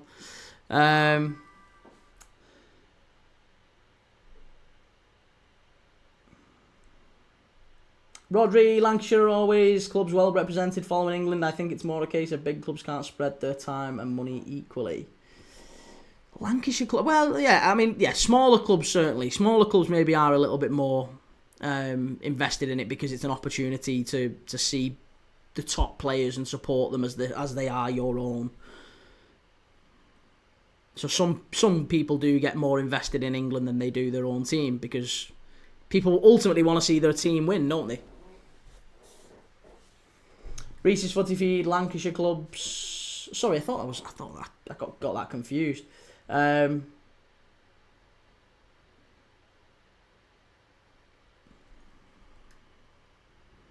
Joe, England games are played frequently more down south, so no wonder why the north aren't bothered. And Alex Macklin, I hate international football. Don't mind the World Cup or tournaments, but hate qualifying games. And Bradders, I don't get why anyone buys the Sun. It's basically all BS anyway. Well, exactly, yeah. And it's, to be honest, you could say that about most of the media today, even the broadsheets. The tabloids are horrendous, but the broadsheets are getting equally bad. Rodri, what are you saying? I mostly focus on the Armenian leagues. My favourite team is Hazakabi FK. It's a new one on me, mate. I can't say I've heard of him. Unknown Wolf Studios, sorry I was away for a bit. Had an unexpected friend visiting. Did I miss anything? No, nothing at all. There's not been any real chances in the game. England obviously got the goal through Saka and then have kind of just...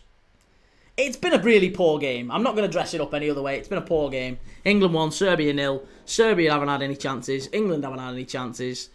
I think Thomas Tuchel will be delighted by the fact that they've still got a clean sheet. But for the most part, pretty disappointing night.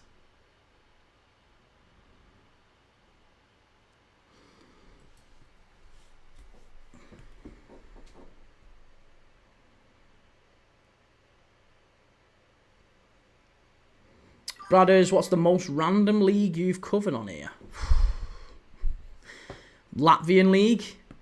We've done the Latvian League. We've done the Icelandic League. We've done the Finnish League.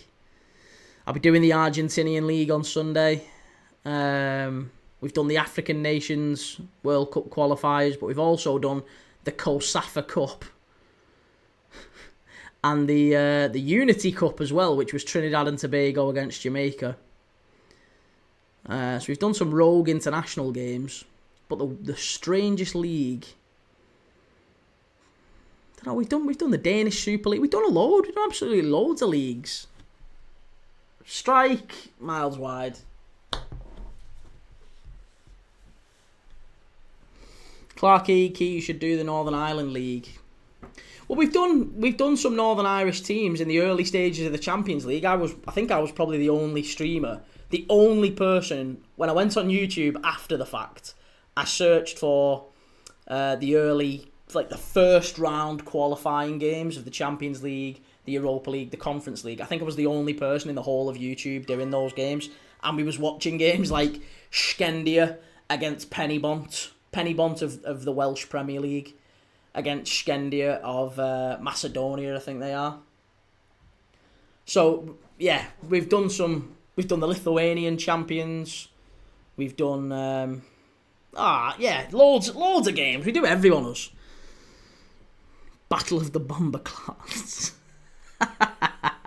Mbappe scored a penalty for France. France won, Ukraine 0. And LG, would you want Lee Carsley back at England when Tuchel leaves? I'd have Lee Carsley now. I'd sack Tuchel. If it was me in charge, I would sack Tuchel now and I'd put Lee Carsley in charge. Joe, if you don't mind me asking, why aren't you doing Gates? I do mind you asking. I do mind.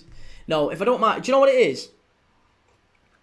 So, it's on DAZN, Gateshead, which is fine. I've got DAZN. I've got it. I buy it. I've got a subscription with DAZN.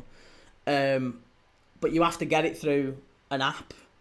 So you have to get it through either on your smart TV or on your Fire Stick, the DAZN app, right?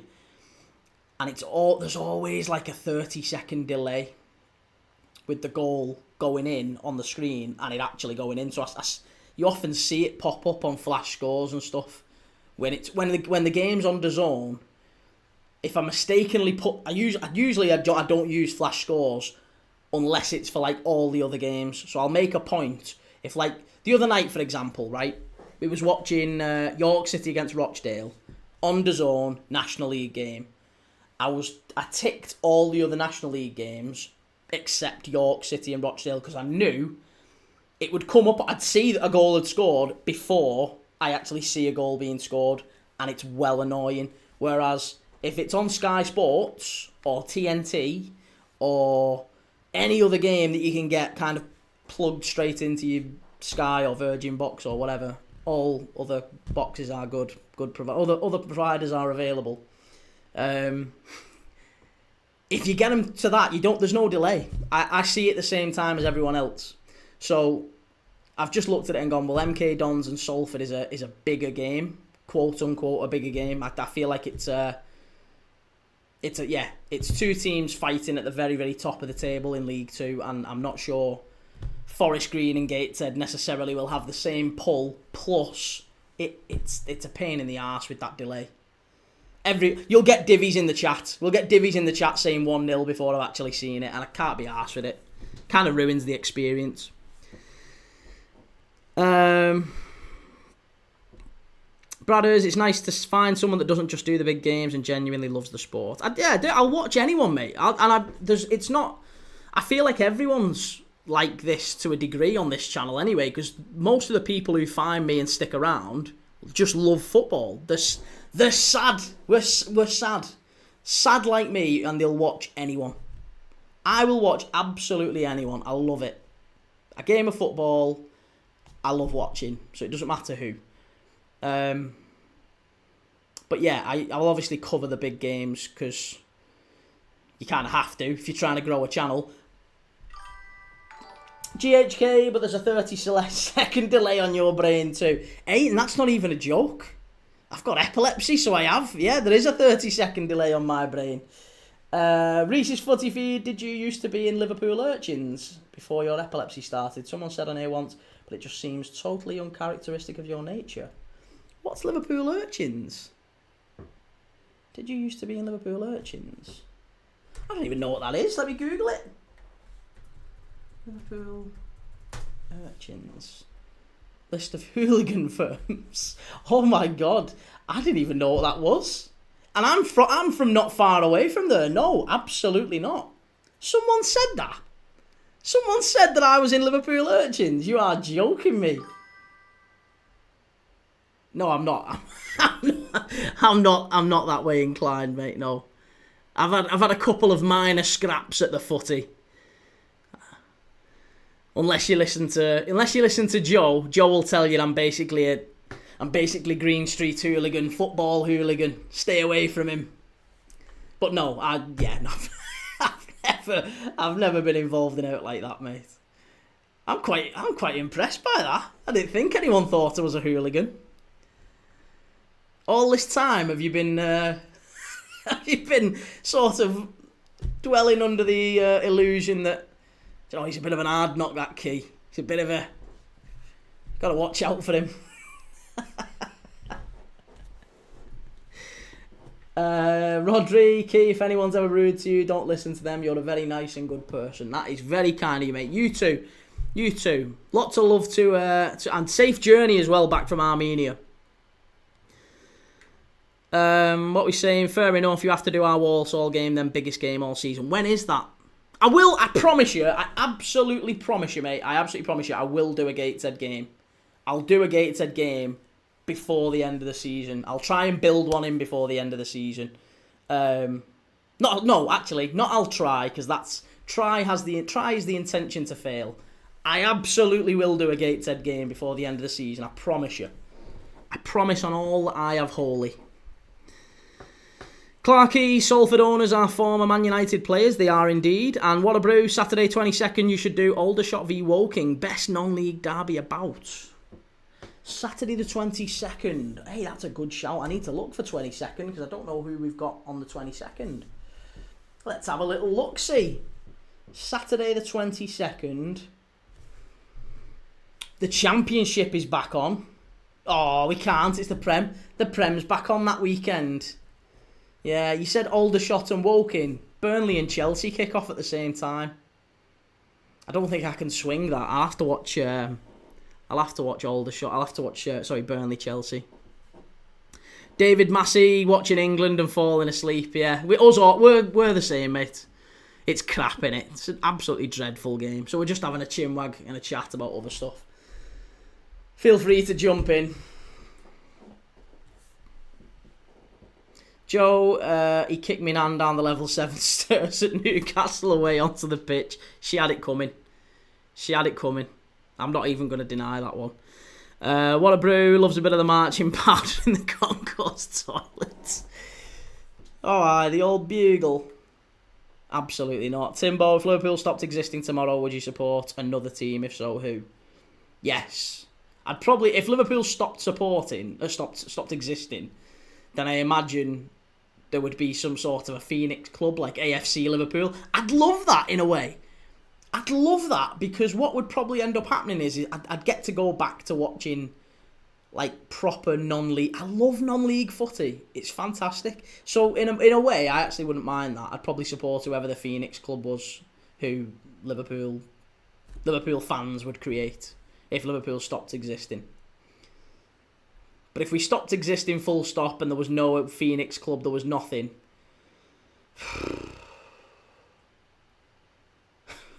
I couldn't bring myself to support Everton. I think I'd be a Tranmere supporter, you know. I think I'd go Prenton Park. I quite like Prenton Park. Serbia, chance! Oh, nearly 1-1. Oh, they celebrated that. Vlahovic just pouring it wide. And GHK, do or do not. There is no try. Yes, I like that. Try means the intention to fail. Ronaldo's been sent off for Ireland. Oh, he's crap, him, innit? He's absolutely crap. Joe, jokes aside, have you actually had any scraps at the footy? I can't imagine it. What do you mean you can't imagine it? What are you trying to say? I'm fucking hard, not me. This pretty face. The reason it's such a pretty face is because it don't get caught. I'm like shit off a shovel. Yeah, no, I haven't had any scraps at the foot. And when you say scraps at the footy, are you talking about like when you go and watch football games? Absolutely not. Nothing like that. I've had scraps playing football, but only like minor ones where there's a bad tackle and everyone just kind of piles in, and then you get pulled off. Oh wait, you get pulled off. You get pulled off by everyone, and then you're back in the changing rooms. That's the only way. That's the only one I've ever had. Never had anything major. Wallabrew says then we'd be able to get tickets. That's true, yeah, you'd be able to get tickets for Liverpool games if Liverpool didn't exist and Anfield stopped being day tripper central. So, that's handball! That's handball and a red card! That's handball and a red card! Oh, Ezri Konsa, you lucky boy! That's never a foul. That should be a red card, that. That should be a red card to Ezri Konsa. Very lucky boy. Timbo, you and Mike Dean living it up in Tranmere. Yeah. Eze's just come on for England. Who else? Anyone else? Foden. Jordan Henderson's coming on. Harry Kane's going off. Who else is coming on here? Rodgers off. Foden on. Henderson on. Bellingham's coming on.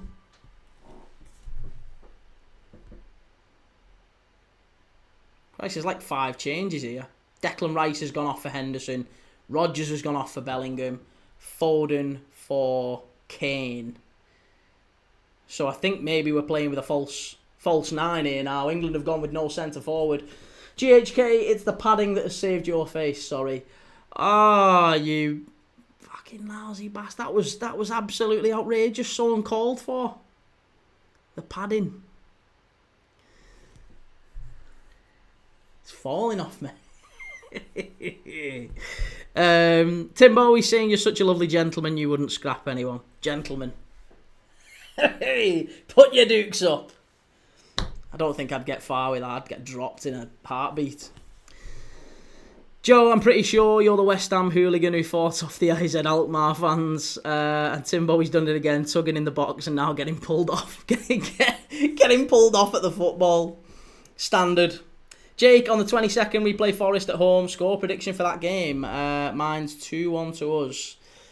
Yes, well, the 22nd is going to be a big moment in Premier League dad history because we're doing our first joint live.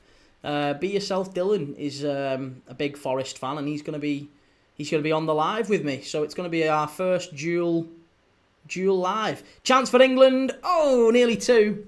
And Anderson getting into the box.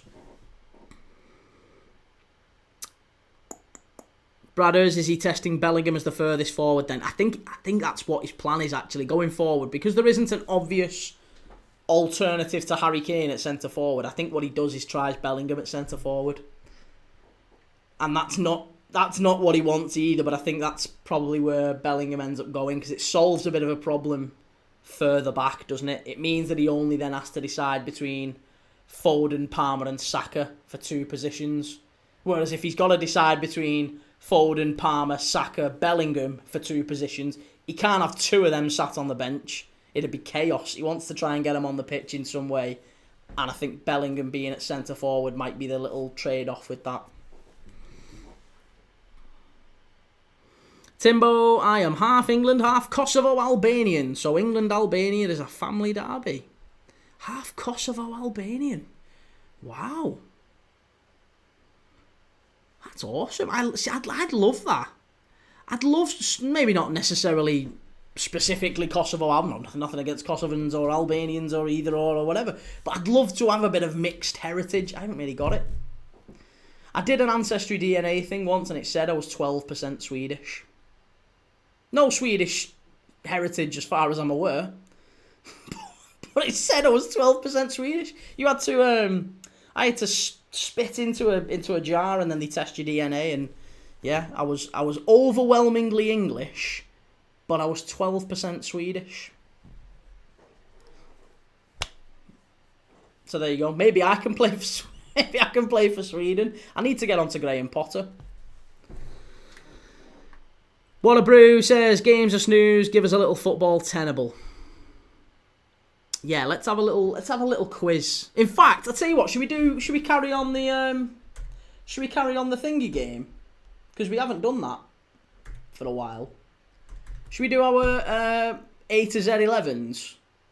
Let's do our letter 11s, because we still need to carry that on. I think we got up to letter M. Letter M, right? So we need. This is the segment. Your 12% Tabber and FM No Casuals, 12% Nigerian, mate. My last would probably prefer it was the other 88, if you get me. Didn't Tuchel say before the game Foden and Bellingham can't play together? And putting Bellingham back is the cop-out choice. Tuchel won't do that. He'll make the hard decisions. We did I and M were on N. Yes, N. Joe Key, remember in the summer with all the banter about Isaac, it was class. Yeah, it was wicked. I feel really sorry, though, because I went very, very hard on Jake.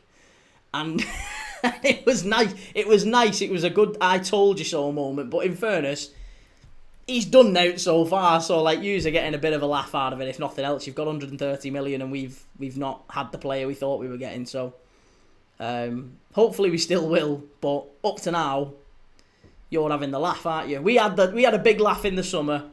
You're having a little bit of a laugh now, so it's all well that ends well. But yes, we're up to M. Right, so while the game is absolutely crap, it's shocking. There's nothing happening. We'll still keep watching it. I'll still keep talking through if there's any chances and whatever. But up to now, there's not even been any real meaningful shots or efforts on goal. So what we'll do is a little segment that I guess, I don't know if I've created it, but basically I've not seen anyone else do it. It's letter 11s, right? So what we do is we pick a letter of the alphabet and you have to pick the best Premier League 11 you can possibly pick, the best players in that position that start with that letter. The surname has to start with that letter. For example, we had Eric Cantona and Andy Cole as our centre forwards for C. We also had players like Coutinho, Carrick, Tim Cahill. In defence, we had Seamus Coleman, Sol Campbell, Ricardo Carvalho, Ashley Cole, Petr Cech. You know, that's the sort of thing we did for C. We've done D, E, F, all the way down, and we're now up to the letter N. Oh, great turn, chance. Unlucky, nearly 2-0. We're now up to the letter N, right? So let's do N. Give me a Premier League goalkeeper beginning with the letter N. The best Premier League goalkeeper you can think of, starting with the letter N. Kilo One, how's it going, mate? Good to see you. The best Premier League goalkeeper I can think of, starting with the letter N.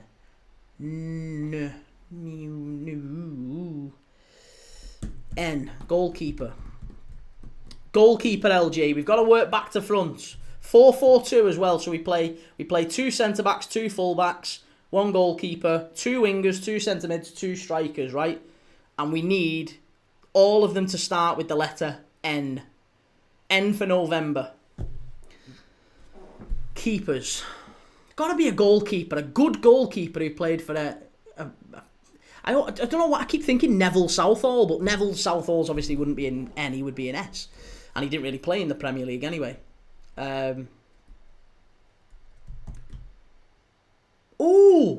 Anthony Amy. What about Anthony Amy? Yes, GHK's beat me to it. Anthony Amy, good shout. I like that. That's a very good shout.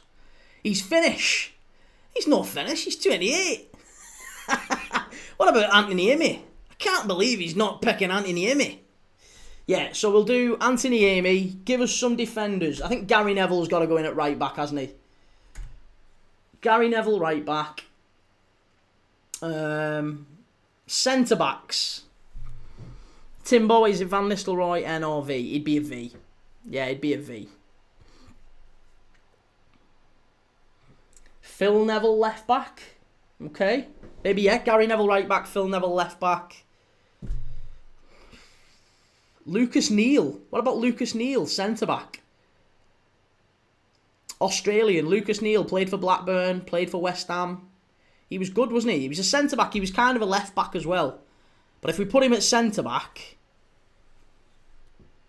Let's do centre back Lucas Neal, Gary Neville right back, Phil Neville left back. I need another centre back.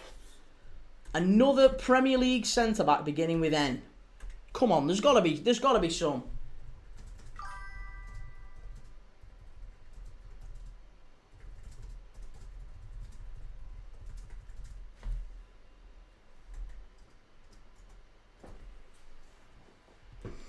This year, Ronaldo losing his temper. Is he really?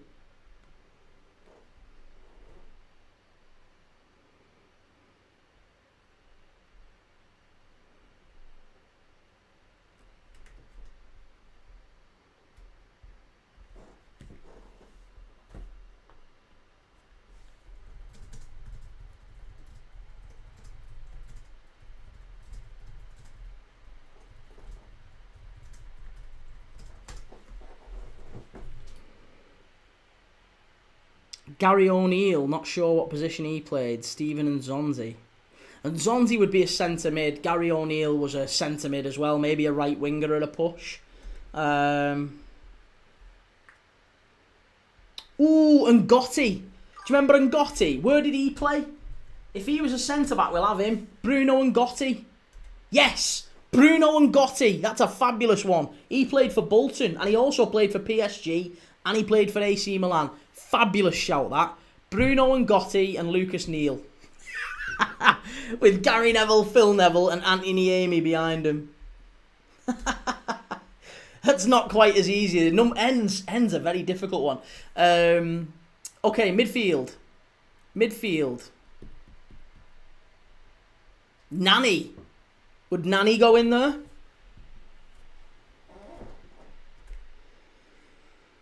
Norgard, not a bad shout. Nasri, great shout. Yeah, GHK, Nasri. I think Nasri, Nani, probably two of the best. Norgard's not a bad shout. Kevin Nolan. Yeah, Kevin Nolan's a good shout. No, you can't have Nedved. Nedved's not Premier League, mate. Nedved only played for Juventus and Lazio, and he never came to the Premier League. France 2, Ukraine 0.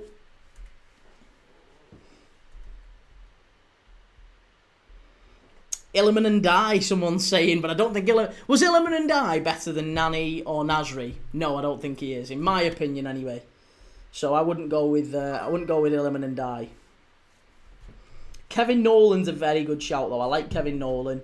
Ruben Neves. What about Ruben Neves for Wolves? I think you'd have to include Ruben Neves, wouldn't you? Would Ruben Neves, Kevin Nolan as a midfield too work with Nani and Nasri on the wings? That's not a bad little... Yeah, I don't mind that. That's okay.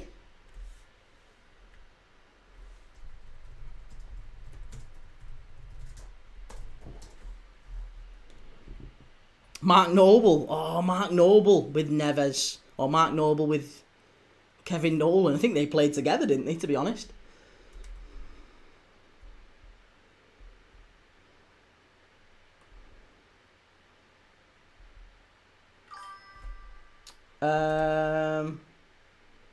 And Doy, just thought of another Kyle Norton and Navas, Jesus Navas, yeah.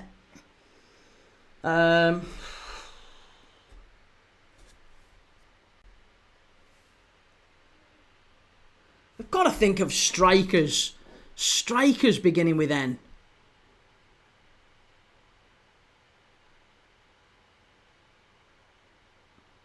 Peter Unlove. I think Peter Unlove would be one. Can't think of another one. Peter Unlove is maybe the only centre forward I can think of. He got a hat trick at. I think he is still the only player, Peter Unlove, to score a hat trick at Anfield in the Premier League and win. Or he's the only. Is he the only? No, I think he is. He's the only the only player to score a hat trick in the Premier League at Anfield and win the game. David Ngog. Yeah, it's going to have to be David Ngog. Stephen Naismith, good shout. I think Naismith was better than Ngog. Pedro Neto. Jake, Dan and Doy, or would he be a D? No, and Doy would be an N, because his surname begins with N. And Van Nistelrooy's surname begins with V, LG. But I think Stephen Naismith and Peter Unlove would probably be our centre forwards. That's probably the worst partnership we've had thus far. David Nugent, Keytray beat me to it. Yeah, David Nugent, I can't put in. I just can't put him in. Wannabrew says, what, heard a mental stat for Ian Rush? First 202 goals, we didn't lose a game. What? Is that true? I love that. He was some player, wasn't he, Rushy? Okay, right, so N, we found N very, very difficult. Let's move on to O. Something tells me O is going to be incredibly difficult as well. O. Premier League, this is what we're playing at the minute. Premier League players, all time, the best Premier League 11 that you can make, all surnames starting with the letter O.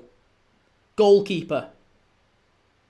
Oh, Darwin Núñez, Lisha. Yeah, Darwin Núñez is better than bloody Stephen Naismith. Darwin Núñez and Peter Unlove. Wannabrew says, up until Arsenal lost in the League Cup, we didn't lose a game where Rush scored. Wow. Love that. Ortega, Onana, Ospina. Ospina's a good shout. Who would be the best goalkeeper out of them? Oh, best goalkeeper out of them. Ospina, Onana, and Ortega. I think Ospina, you know. Yeah, I think Ospina's probably the best of the lot there. They're all good shouts, obviously, but if I had to pick one to go in goal out of Ospina, Onana, and Ortega, it'd be Ospina. Chance for England, straight out of play, shocking. Yes, left back. Now we're getting into left back territory. Martin Olsen at Blackburn is a good one. Also, Jonas Olsen. Jonas Olsen at West Brom. Do you remember him with long hair and the headband? Jonas Olsen, Martin Olsen of Blackburn. Very good shouts. John O'Shea as well. Yeah, John O'Shea. LG, Ola Aina. Or LG, you're not getting the hang of this, mate. Ola Aina would be an A. It's got to be their surname. It's got to be the second name, mate. It's not. So you can't have Van Nistelrooy because he would be a V, not an N. You can't have Ola Aina because he would be an A, not an O. Oh, nearly 1-1. Yeah, so I would go O'Shea, Olsen, any other O's. Defenders, give me some defenders. O. Oakes, yeah, Matt Oakes for goalkeeper. Was Matt Oakes better than Ospina? That was a better strike than Saka's, that. Owen, thoughts on England today? We've been dreadful. I'm not even going to say we. They have been dreadful. And to be honest, Serbia should have had a goal there. That was a better hit. He connected with that better than Saka did. We need another centre-back. We need a centre-back beginning with O. Premier League centre-backs beginning with O.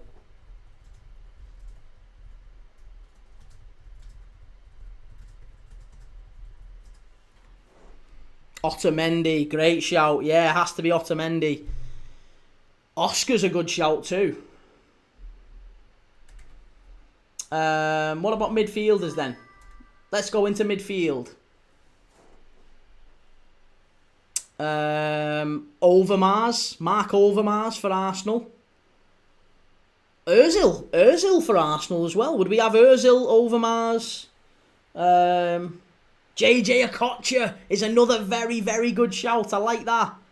JJ Okocha's got to be in there, hasn't he?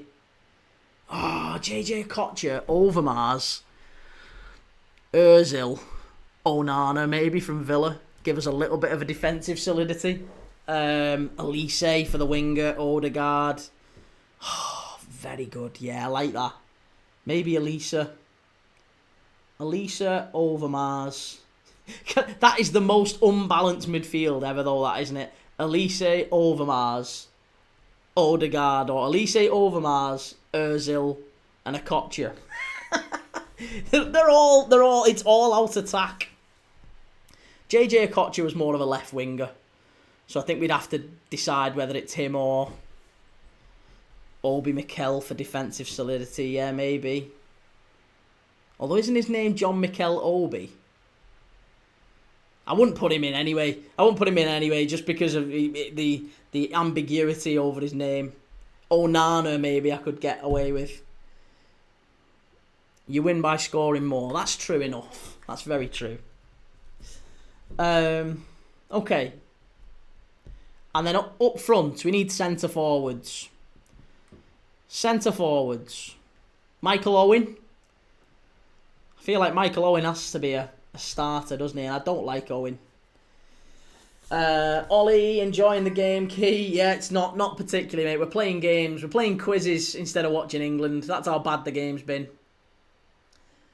GHK, Oxlade, Chamberlain. Oh, see, I'd put Ox in there just for having a willing runner. He'd be a good option. Gabriel Obertan, says Hassan Hersey. The Irish pub is bouncing, says Blake. And Timbo Slice, Owen and Origi. Oh, big Origi, yeah, big Divock. My firstborn son, that. If I have a son, he's going to be called Divock.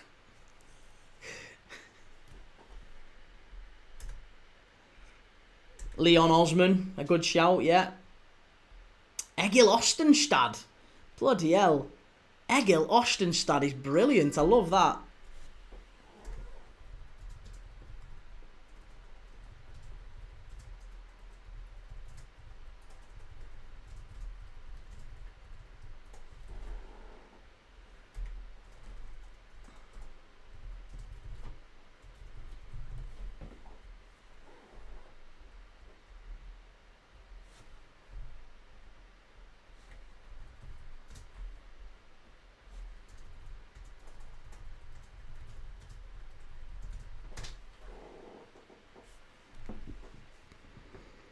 Lisha, you're having us on, surely. Hey, don't be too sure.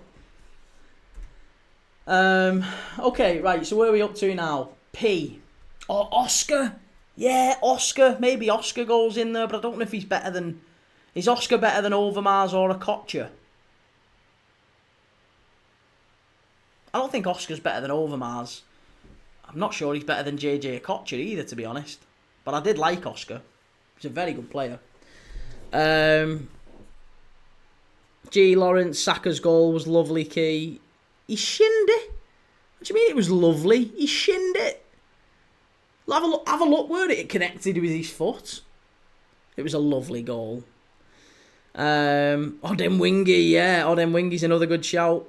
Pantilimon for P. Pickford for P for goalkeeper. Yeah, go on, let's try and get through P, because we're coming up to the last few minutes of the game now. So let's try and get through one more letter, right? P. Moldova 0, Italy 1. Let's get through P. So P, I don't know if we're going to get better than Jordan Pickford, are we? Rui Patricio. Rui Patricio's not a bad shout. Pope, yeah. Pope's not a bad shout either. Who would we say? Pope, Patricio, Jordan Pickford. Oh, chance off the bar. Easy. Nearly 2-0 to England. I think, honestly, I don't like it, but I think I probably would go Jordan Pickford in goal. Yeah, I think I'd go Jordan Pickford in goal. Right back, beginning with P. Give me some right backs beginning with P. Timbo, Pereira, Pallister, Paul Parker, 3 of your back 4. Yeah, Paul Parker I think would be a good one. Dan Petrescu, oh no, he's left side. I think Paul Parker goes in, doesn't he, on the left. So Paul Parker on the left. Gary Pallister through the middle. Yeah, Ricardo Pereira, obviously a Premier League title winner, Ricardo Pereira, isn't he, at Leicester. So maybe we put him in at right back. We need another centre-back. Premier League centre-backs, beginning with P. Can we name any? Ekatike scored for France, 4-0 against Ukraine. I like it.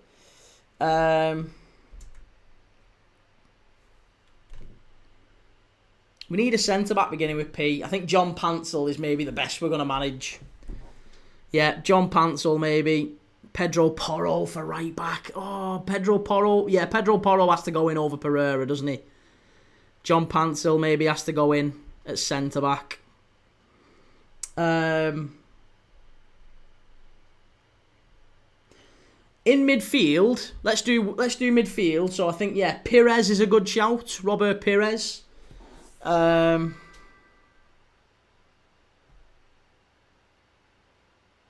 Petrescu, can't believe I didn't say him first. What's wrong with me? Fake Chelsea fan. Absolutely shocking, that. Can't even name your best players. Damn Petrescu. Hassan Hursi, Ekatiki went through the whole Ukraine team to score that goal. Wonderful. What a player. Fabulous player. Someone's saying Paul Pogba. You can't put Pogba in here. You can't put Pogba in here. I'm not having Pogba. We've got to find a better player than Pogba. Dimitri Payet. I don't think we're going to find better than Payet and Pires on the wings. Dimitri Payet and Pires on the wings that's some combo. Emmanuel Petit, G. Lawrence, yeah, I would agree with that. Petit was brilliant. We need a centre mid, maybe Morten Gamps Pedersen. Morten Gamps Pedersen was a centre mid, wasn't he, for Blackburn? We could have Morten Gamps Pedersen, Manuel Petit, Pires, and Dimitri Payet. I like that. Oh, Ray Parlour. Yeah, Ray Parlour. Agreed. Petit. Oh, Poyet.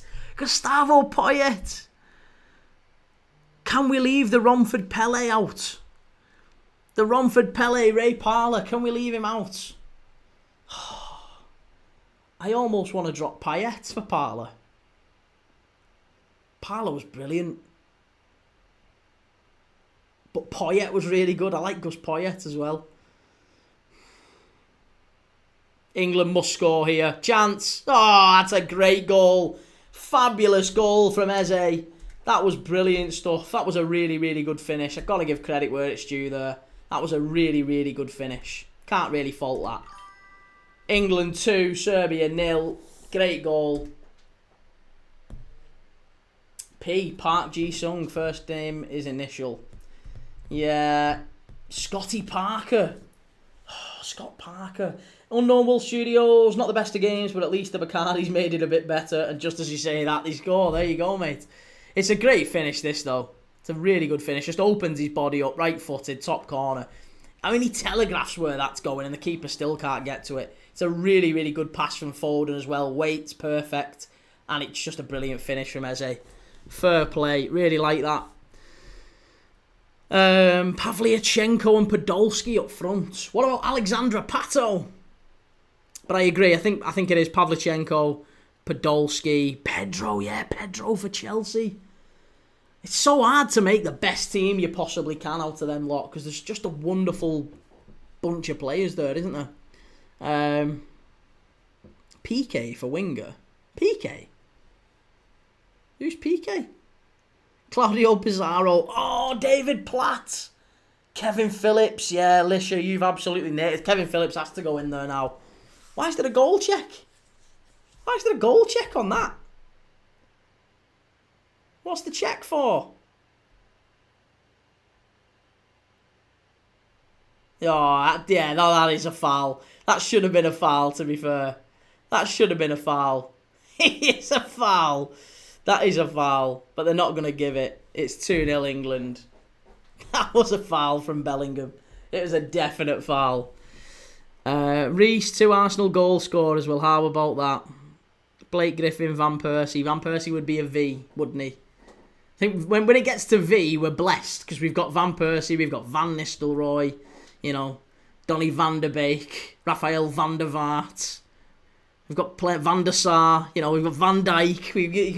We can go big on the Dutchman in when it gets to the V. Pierre Van Hooijdonk. But yeah, until then we can't be using V. Silver Fox says it'd be disallowed if it was Liverpool. Oh, absolutely. Reese, what was the quiz this time? It wasn't really a quiz, mate. We've just, to be honest, we talked through the half-time break, and then second half we've just played the letters, the initials, the letters, best 11. Letters 11. So we're up to P. Are we up to P? Oh, P. Yeah, we've just done P. And we've had some really, really good players in there. Gustavo Poyet, Ray Parler, Emmanuel Petit, Gary Pallister, Kevin Phillips. Loads of fabulous players thrown in for P. And the next, OPQ. I think Q we're going to struggle on, ladies and gentlemen. So Q, we will have a look at next game, because there's only a minute left here. So we'll move on to Q for tomorrow night's game. We'll see if we can figure any out. Have a good think about Q, because something tells me we won't be able to get a full lineup for Q. GHK, I'm over 50, so P's are tricky. You'll have to do your Kegel exercises, mate. Have to start holding, or get, yeah, I don't know. There's not an awful lot you can do once you get to that point, I guess. But, 30 seconds left to go. Thank you again, though, for the super chat, GHK. Always lovely having you. Very, very nice of you. Very unnecessary, but very nice of you to do so. I appreciate it. I really do. Eternally, I appreciate it. It's very kind of you. 10 seconds left, and I think the ref's basically blowing up here. He's just having a quick word with Jordan Henderson. Blake, medical advice as well on this channel class. Always consult your doctor. But yes, if you are struggling with urinating, then, you know, please do your Kegel exercises. Bradders, what time is the game tomorrow? The game tomorrow is at 8 o'clock. So kick-off. I'll start the live at about half... Oh, no, it's a 7:30 kick-off. It's 7:30 tomorrow. Real Valladolid against Las Palmas in La Liga 2. Brilliant game. Friday night football. Two very good sides, and yeah, we'll do that tomorrow. So we'll have another little quiz. We'll have a chinwag. We'll talk about England. We'll talk about whatever. And yeah, join me tomorrow night. Please do. It's always good to see you. And have a lovely Thursday night, whatever you're doing. Take it easy. Lots of love. See you soon.